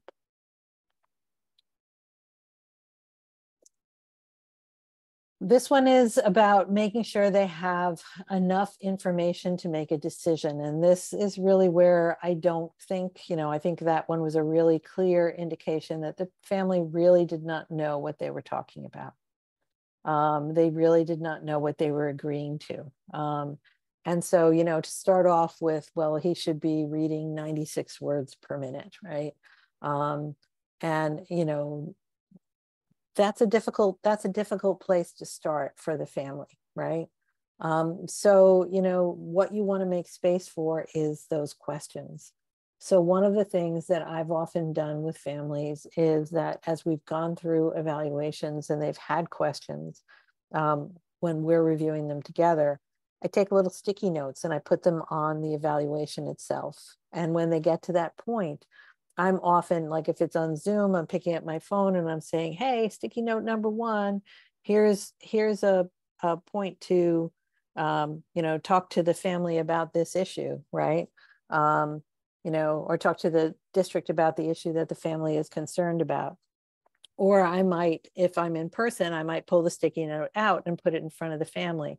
Because one of the things I have to be very important, it's very important to me and I'm very careful about, is as I'm helping the family to make their concerns, I don't want the district to refocus on me and not focus on the family, because that's also cutting the family out of the situation, right? So what I want to see myself in this role of helping the family, of creating the space, of making sure they have questions. And so part of that would be from modeling the questions, right? So if a family asked me a question about why can't the child have 2 hours of, speech a week? Maybe that was what they were concerned about, because they don't feel the child is making progress. This again, I would, I might say, if they read the evaluations and they go, okay, now we're going to talk about the goals, which is often what they do. Then I might stop and say, well, I know that the family has some concerns here, right? And so I really want to take the opportunity to go through the concerns. And so Sylvia, you were telling me that you were concerned about your child and you felt they needed more speech. Can you give, the rest of the team an example of what you're thinking about and why you think more speech would be important? And then I might point to the speech pathologist and can you answer Sylvia of why that's not what you're recommending at this time, right? So again, you want to facilitate, you don't want to substitute, right, yourself for somebody else, because that's not supporting the family. That's just pushing the family out of the decision in the same way the district has, right? And we want to try not to do that. Now, obviously, this is easier for some families than others, right? And we really want to make that, a clear idea of how we're going to move forward with this. And so I'll also have talked to the family to figure out culturally, personally, what works for you? How would this work for you? And I explain to them what their role is going to be. And again, this may be very difficult for them, and they may only, because there are this is a very Americanized system. And I apologize for that to people. And I say it is comfortable for some of us, but it's not comfortable for most people. So what would be comfortable for you? So figuring that out with the family and then helping to make sure that they have that ability to get their information and to make their decisions in a meaningful way, right? And part of that might be modeling questions myself. Part of it might be making space and encouraging families to make those issues. All of that means I have had to talk to the family and I've had an extensive conversation. Popping in and out of IEPs doesn't really usually work, right? It doesn't give you that opportunity to kind of make that conversation or to have this kind of decision. You want to encourage the support and meaningful participation, right? You want to remark upon and really honor when families do make those remarks. If those remarks are glossed over by the school district, you might return the conversation to it. So maybe the family says something like we talked about before of, I'd really like to have an aid for my child and nothing happened. And you might provide the role of saying, hey, Sylvia said she would like to have an aid. Can we talk about that, please? Right? And again, Sylvia, do you want to reiterate what you were talking about? You want to bring her forward. You want her or him or they to be the star of the story, not you. But you want to help facilitate it. You want to model it. And you want to model the respect for what they say, because that's often what people feel is everybody else is an insider to this club and they're not. So you don't want to make yourself just another insider, right? Doesn't help.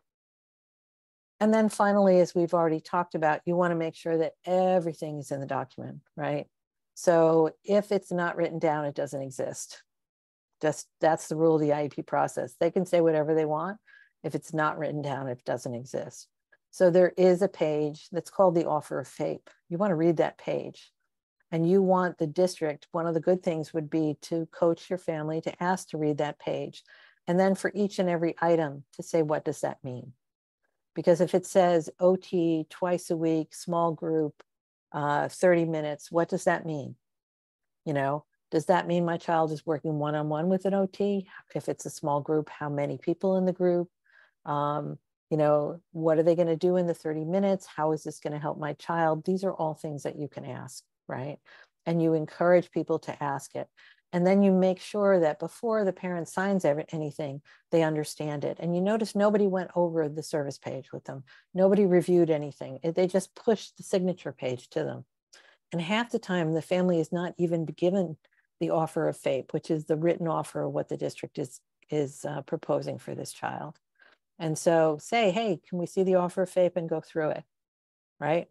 And again, this is a place where you want to create that space. You need to slow down that process and make sure the family is able to discuss things. So in this case, it's because if the family understood this already, if somebody had a prep course for IEPs for everyone who had to go to one, that would be fabulous, but it doesn't exist. So we create the learning space for the family in the meeting. And so that kind of goes to your concerns of this is why IEPs often don't go well. They often also don't go well because everybody else does know what they're doing and they go fast, right? So we want to create that, make sure it's documented. And then we want to encourage the family to take it home and read it. You don't have to sign in the moment. You really don't. There's no requirement. And you don't have to sign all of it. You don't have to agree to everything. You can X things out. You can say you don't agree to it. There is options in every, in California, there's options in every IEP that says, I agree to the whole thing. I agree with these exceptions. I don't agree. And so you can do that. And reminding families of those things can help. So these are kind of my small tips for people who are not as familiar with the IEP process, and these can still make a huge impact in the way families feel in the process. Questions before we move on to the role play?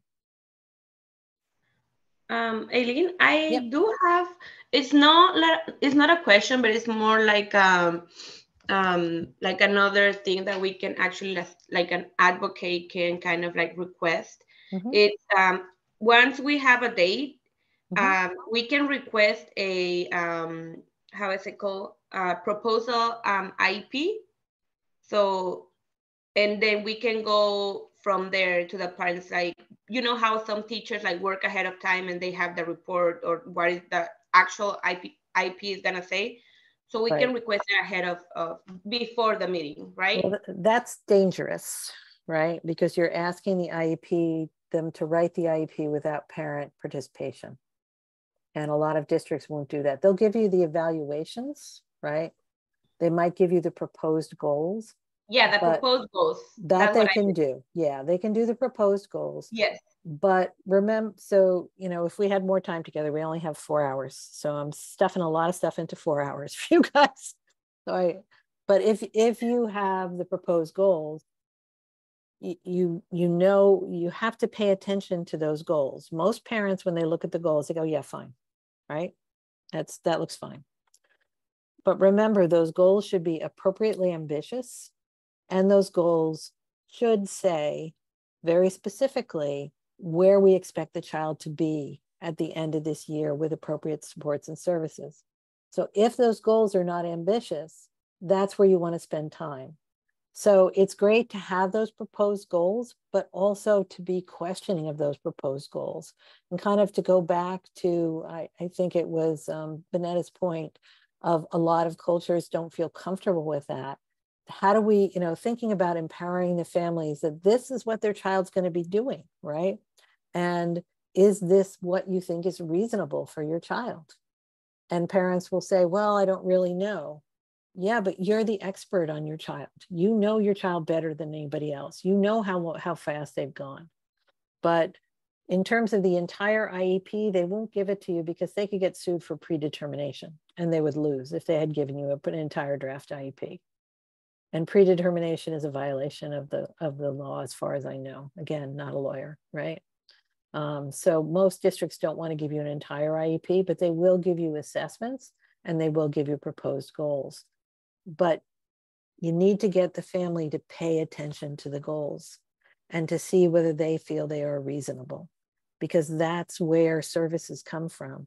And most families don't care about goals. They only care about services. But you can't make an argument for services without a goal. Make sense? Yes, thank you. Okay. All righty, so let's talk about our role play. And let me just stop that share and share the role play and just walk through it. And I just want us to do some brainstorming of what we could do in these different points, right? And think about how could we help the family to make it through and help out with this. I think this is it. Yes, there we go. Okay, so this is the special education role play. So we're redoing the scene we saw, right? So it's the IEP for James Jones in preparation for James entering kindergarten. I made him a little younger. He was referred to special education originally because he had a speech delay and is still behind his peers in his use of language. In addition, his preschool teachers are increasingly concerned about his behavior and believe it was interfering with his participation in preschool activities and disrupting the learning of his peers. So who do we have at the meeting? We have James Jones, his father. We have Sylvia Jones, his mother, who primarily speaks Spanish and has requested translation. We have Greg, the school psychologist, who is a low intermediate Spanish speaker. Those of you who are Spanish speakers can tell me if that was a good call. That's where I thought he was. Carrie is the school psychologist, speech pathologist, sorry. Audrey, the special education teacher who we saw running the meeting. Colleen, the kindergarten general education teacher. Miss Owens, the principal. And she's the administrative designee in the meeting. She's going to arrive 30 minutes late. And Quinn, who is whoever one of you want to be, is providing family support at the meeting. And then we have this scripted, right? So that you can say what I've written, you can say the others, it's up to you. But what I'm trying to do is we want to stop at different points within this where I have questions for those doing this. What would be the options? What might you say? So we want to try to help to get people to the point where they just feel comfortable either giving ideas or playing the parts, but you can read most of the parts, right? So hopefully this doesn't seem to be difficult. They don't have an advocate to report, to support them here. This is more of them of just being there with somebody who is doing family support. So who would like to volunteer to be the father in this situation? James. Who would like to volunteer to be James? Role play is no good if I play all the roles, friends. Be brave. I'll be the father. Yay. Get us started, Cecilia. Everyone gets a big hand of applause for Cecilia. She was brave. Yay. Okay, next one. We have Sylvia, the mother. I'll be Sylvia. This is Gloria. Okay, thanks, Gloria. You're Sylvia. Who wants to be the school psychologist and speak bad Spanish? Oh, come on. Somebody who speaks good Spanish should want to do that. The school psychologist.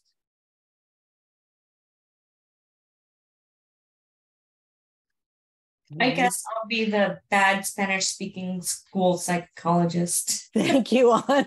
I appreciate you being the bad Spanish speaking school psychologist. How about the speech pathologist? It's a little part.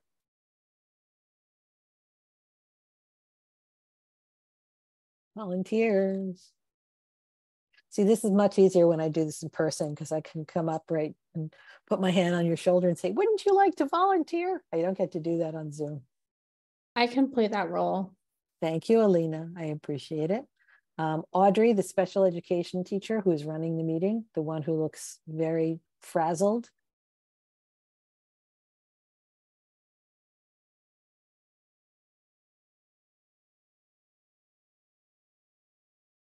I can do that. I feel frazzled right now. Thank you, Maury. That's You're a welcome. good place to start. And then Mrs. Owens, Ms. Owens, who is, oh, I'm sorry, the kindergarten general education teacher. Who would like to be general ed?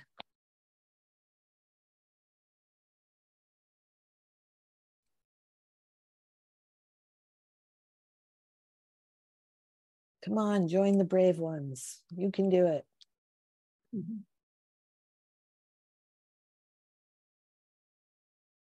So we have the kindergarten teacher, we have the administrator, and we have whoever the family support is. And we can all be family support. I mean, we can do it that way too. Who would like to be Colleen and Miss Owens? Colleen. Oh, come on. I know I have talkative people here.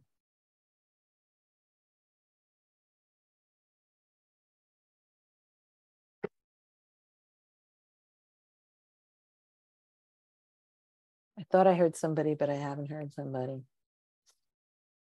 I can be the assistant principal. I'm glad to do that. We can all be family support, and that just leaves us. We don't have the kindergarten teacher, so we'll pretend she didn't show up. Okay. So does everybody have a copy who is decided to help us out here of the role play to be able to read through it? And we're going to start at the parts where I have the purple and think about what we could do in those sorts of situations. Okay. Sound good? Does everyone have a copy of the role play? Or it should be on your screen? Okay, so usually this would be started with Audrey, the special ed teacher. So Mari, that's going to be you. You're going to introduce everybody. You're going to tell the team members to introduce themselves. And then you're going to start telling us all the people who are not going to be here. Okay, and you're going to scroll up and down, right? So I can see it.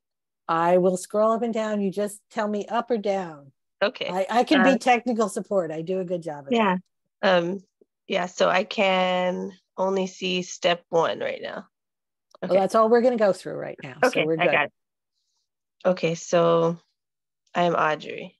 So you're going to ask everybody to you're going to welcome to the meeting, ask everybody to introduce themselves, right? Okay. And then you're going to start telling us all the people who aren't going to be there until later. Okay. Okay. All right. Well, welcome to this IEP meeting. I'm sorry. So we are going to have many different team members joining us.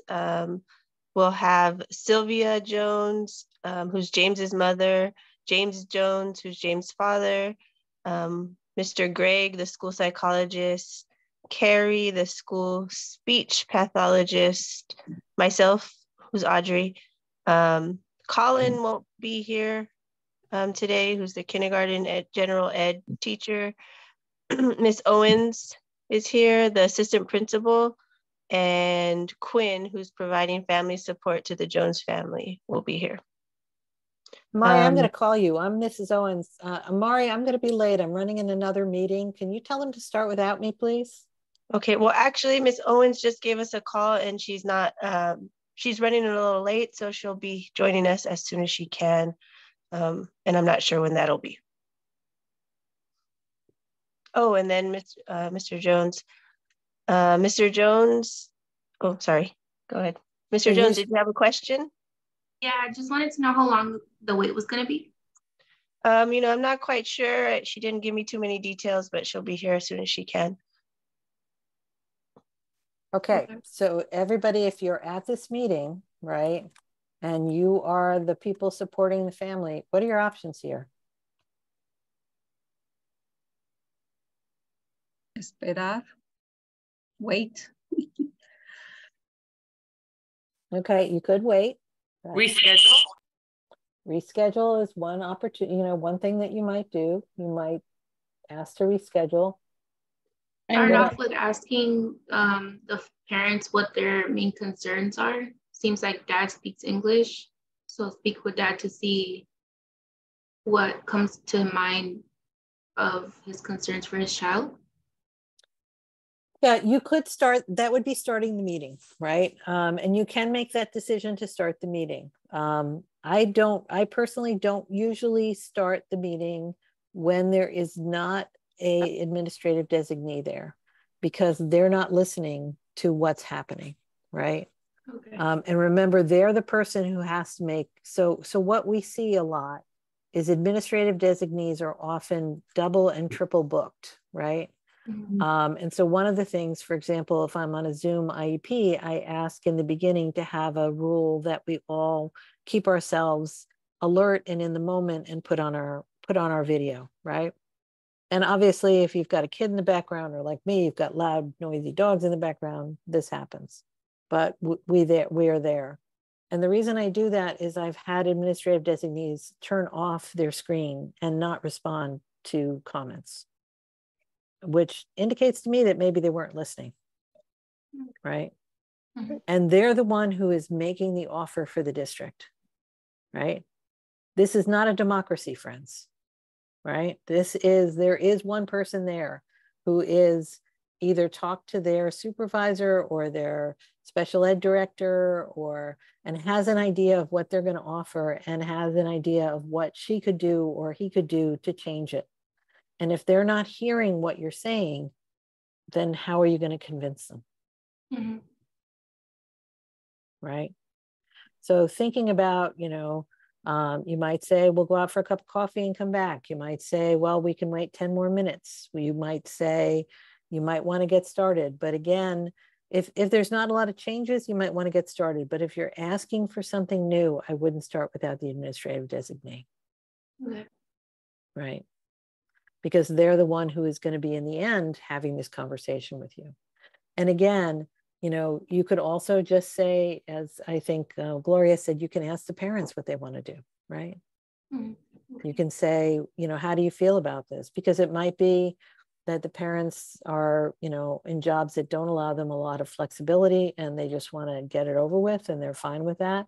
Or it might be because part of this is helping the parents understand options, but not making decisions for them, right? Mm-hmm. Because otherwise as I said, we're just substituting ourselves. So all of these things are a possibility, right? And I would probably say to Sylvia, and who's Sylvia? Alina, you're Sylvia for us? No, I am. No, Gloria is Sylvia. So Gloria, I might say to you, Sylvia, right? I might say, so Sylvia, do you feel comfortable waiting? No, right? No tengo tiempo. I don't have okay. time. No tengo tiempo. And then I would probably say, can we take out, this is unfortunate. Can we take out our calendars and make sure we can do it when Miss Owens can be there? Está bien. Right. So that can be a very simple, and again, you don't have to know you don't have to know all the specifics, but you do need to know she is the required person, right? So one of the things you want to look at is when they send that thing to sign that you're there around, it has everybody's name against their position, right? So you can ask, can you tell me who's the administrator here? Right? And sometimes they'll say, oh, the special ed person is the administrator. And then if you're asking for specific things, you want to say, so if we're going to talk about more speech for James, would you be able to approve that if the team agrees? And if the answer is no, they're not really the administrator. Right? So you want to have this conversation to the people who make the decision, not just to have the conversation. Yes? Make sense? Okay, let's go to step 2. So I'm coming in and I'm introducing myself. I'm so sorry, Colleen couldn't make it. She has another IEP, so she's not going to be able to be here. I just want to introduce myself, and you can just, start where you were. So Audrey, go ahead. Oh, I'm Mrs. Owens. I'm sorry. I'm the administrative designee here. I'm the assistant principal. Nice to meet you. All right. So we have no one here that can translate today for Mrs. Jones. Greg, do you think you can translate today for the IEP? Yeah, sure. Señora Jones, hablo español un poquito, ¿sí? Está bien. All right, thank you, Greg. So we have Greg says he has a little Spanish. And if we're in that situation, or if you're a speaker of another language that maybe is the parent's primary language and it's being translated. So there's 2 situations here. We have un poquito Greg, right? Is that okay? That's one of the questions you need to ask yourselves. And the second question is, we sometimes have a translator that doesn't even translate directly. What they do is they approximate as they talk, right? So I remember being in with one IEP with a Cantonese translator, and I spoke for, I don't know, 8 or 9 sentences, and he said 3 words, right? And I'm just like, okay. I looked at him and I said, did you say what I said word for word? And he said, no. Right? So what can you do in that kind of circumstance, guys? Set up another meeting and have some. We can set up another meeting, right? Because we didn't have translation, right? That could be what we would do. But some parents may be willing to go forward. It didn't look like Sylvia in the video really understood what was happening.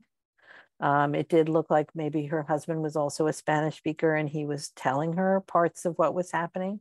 But I imagine that this was really kind of difficult for her, right? And everything was going over her head. So the reason that you would say would be what, given what we've talked about? If you say we can't go forward with Greg, because you would usually say, because Sylvia requires meaningful parental participation in the IEP process, and she will not have it if she can't understand what's going on. She will have neither informed consent nor this, right?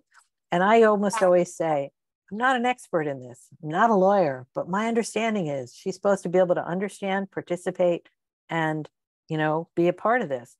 And how is she going to do this without somebody who speaks Spanish, fluently? And again, it's a similar thing.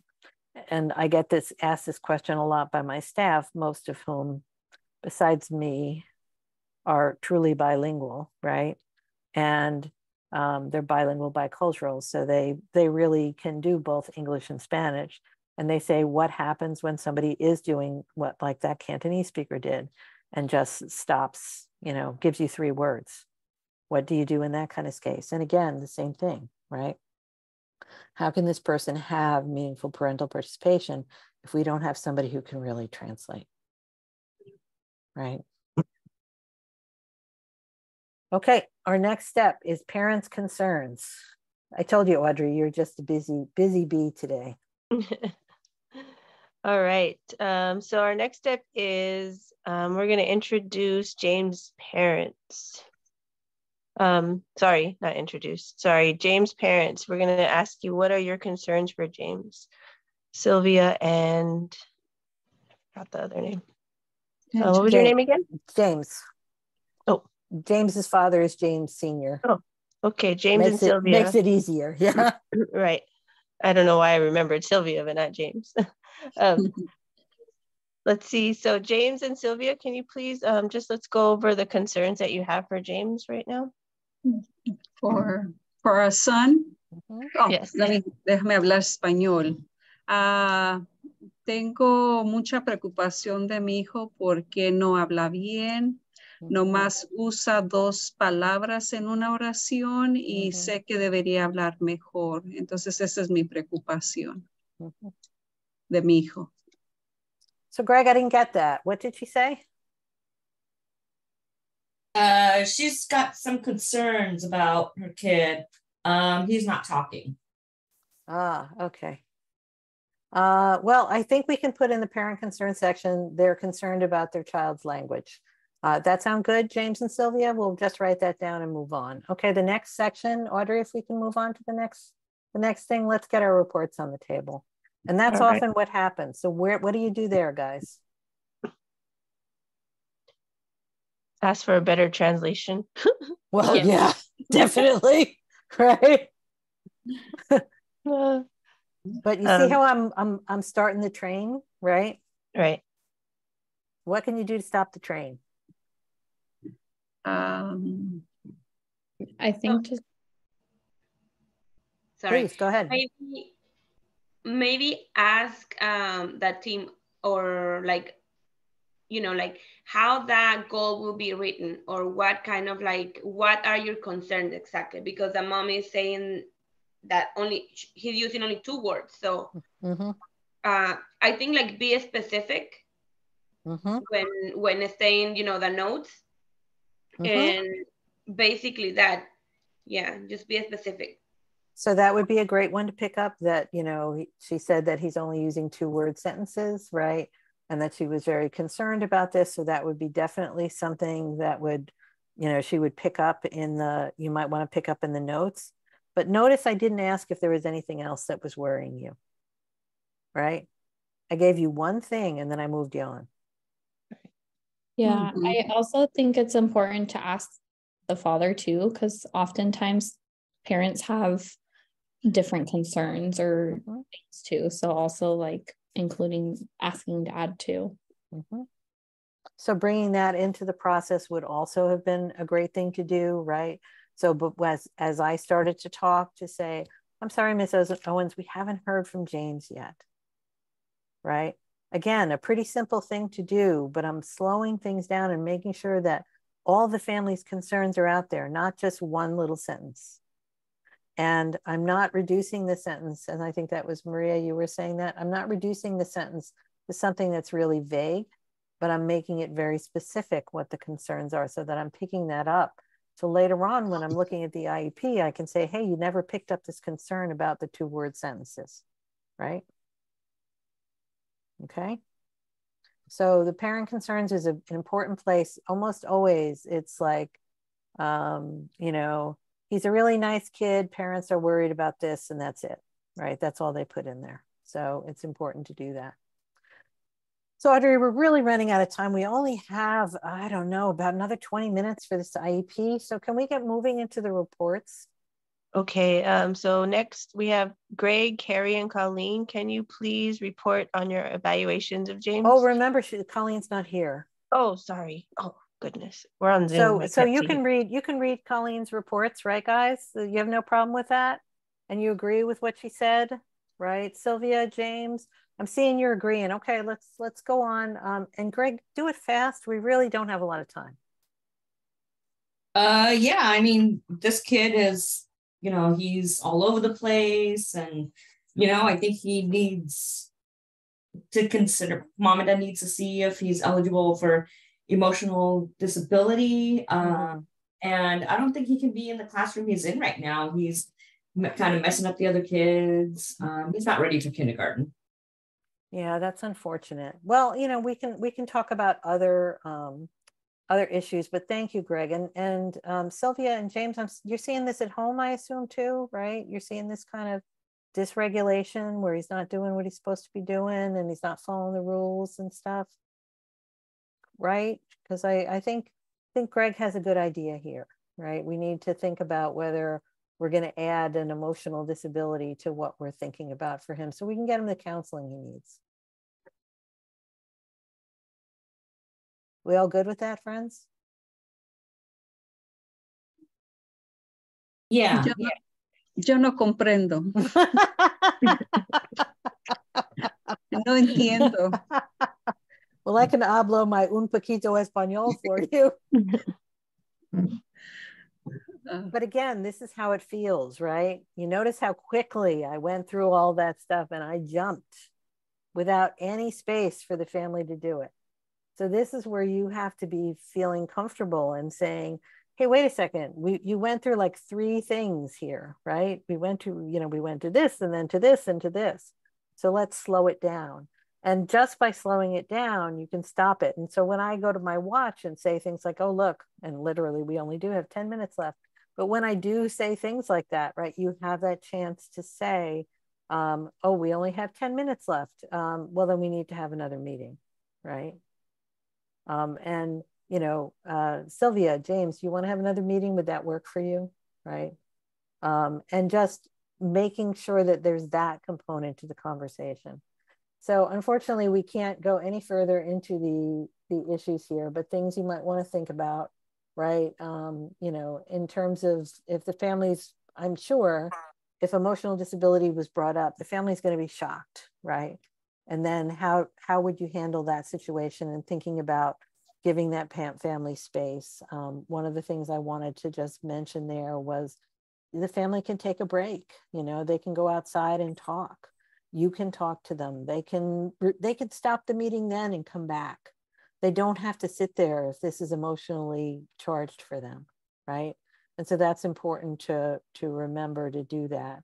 And then normally what will happen is they give you the draft IEP and you don't have a chance to sign it. So again, for that meaningful parental participation, in the same instance, you would want to sit down and say, let's spend the next half hour just walking through this and see what it says, right? Because I know that Sylvia and James have some questions. So all of that are ways that you can support the family. They're not advocacy with a capital A, right? You know, you're not going in as a pseudo attorney and saying this is what the law says, right? Because that's not our role in here, but we're creating space and knowledge and an ability to exercise their own agency for the families that are involved, right? And those are the things you really want to think about of how do I support the family in this sort of instance. So I want to make sure we have the last 10 minutes for questions and to tell you a little bit about the training we have going on next week. So I'm going to cut us a little short, but it was really fun, and a big round of applause for the volunteers who, you know, hablan español more than un poquito. So thank you. Muchas gracias. Lo siento for my accent. It's bad. Okay. So questions, comments, concerns. What do we think? Was this helpful?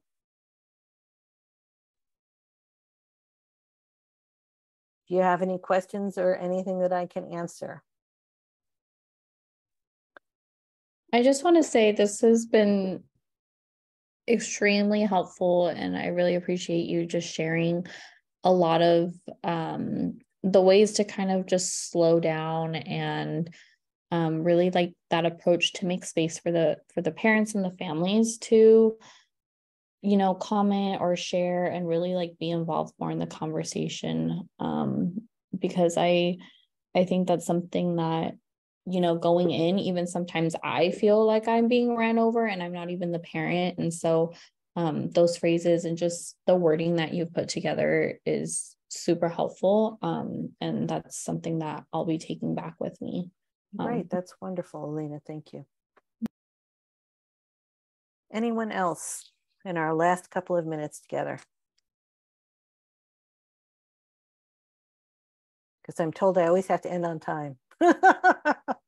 Yeah, no, this has just been really helpful. You know, I don't get to sit in on many IEPs because a lot of time, you know, parents kind of have their own advocates or whatever. Sometimes they forget about me as their early start case manager. But, you know, it's nice to know that if a parent were to ask me to join on the IEP, that I would, you know how to further my role in as their advocate, as one of their advocates. And that's great, Anne. I appreciate that. But you can also coach them from afar, right? You can also let them know that these are things that they can do, right? It's not only things that you can do, but hopefully they become things that they can do. So they feel that they are the one who's driving this boat, right? Because that's what's one of the things that's so dehumanizing about this whole process is to feel powerless in it, right? And when you have that ability to say, I'm part of a conversation, not that I'm directing you, not that I'm telling you, but I'm part of this conversation, it really lifts a lot of weight off of you because you feel like you're helping to make a decision that's important for your child as opposed to having a decision thrust at you. So thank you for that. Anyone else with any last thoughts? I do want to ask, I'm new to this role here at Life Moves. I wanted to know if it was an option to have someone to come on site and kind of give a presentation to the parents to be more aware of their resources. Yeah. Yep. Okay. What language? Spanish. Easy. Okay. Okay. We do a training called Hablamos a Educación Especial. Who do I reach out to? I email you? Yep. You can email me and I will put you in contact with the right people. We have ongoing trainings all the time, right? And families can go to it for, all of our trainings are free, right? And in case you don't know, there is a huge conference in August 11th, I think, called Congreso Familiar, which will be at Chabot College, which has trainings on special education and every other service you can imagine, all in Espanol. Where do I sign up for that? They have a website called Congreso Familiar. And you can, and that's also free, right? And go, please. Oh, how can get that information? I will make sure that I get the link to Leah and Catherine, and they can send it out to you all. But there is, you know, we just had a conference, for example, last Saturday on similar sorts of things, but for Korean, Cantonese, and Vietnamese speakers. And we also will be having one for Hindi, Tamil, and Urdu speakers. And then Congreso is for Spanish-speaking families. And we also have one more that we do every other year for African-American families. So we have a lot of these things going on because it's important that people, oh, thank you, Catherine already got it. There's Congreso for you. So they're just starting to talk about this right now, right? In terms of finalization of the thing, but it's a huge, there's usually like 800 people there. It's a great gathering. So it's a wonderful place to be. So I'm going to turn this over. I'm going to say goodbye and thank you for your attention this morning and having some fun with me and learning a lot together. And I'm going to turn it over to Catherine and let her tell you about our next week's offering. And Catherine, you're on. Thank you, Eileen. Thank you, Eileen, for providing us with this role play exercise to engage folks in the audience and also for this informative presentation. So the second part to this two-part series is going to be on May 26th, which is navigating special ed resources. And so you're welcome to join. The link is in the chat, so you're welcome to register for that event. All the link and materials and information for today is also posted in the chat. You're welcome to take a look at that. Just a friendly reminder, there will be evaluation post-training, so please feel free to put your feedback in there, and we appreciate all that. Again, thank you folks for joining us today, and we look forward to seeing you in our future training. Have a nice afternoon. Thanks, everybody. Bye-bye. Thank you.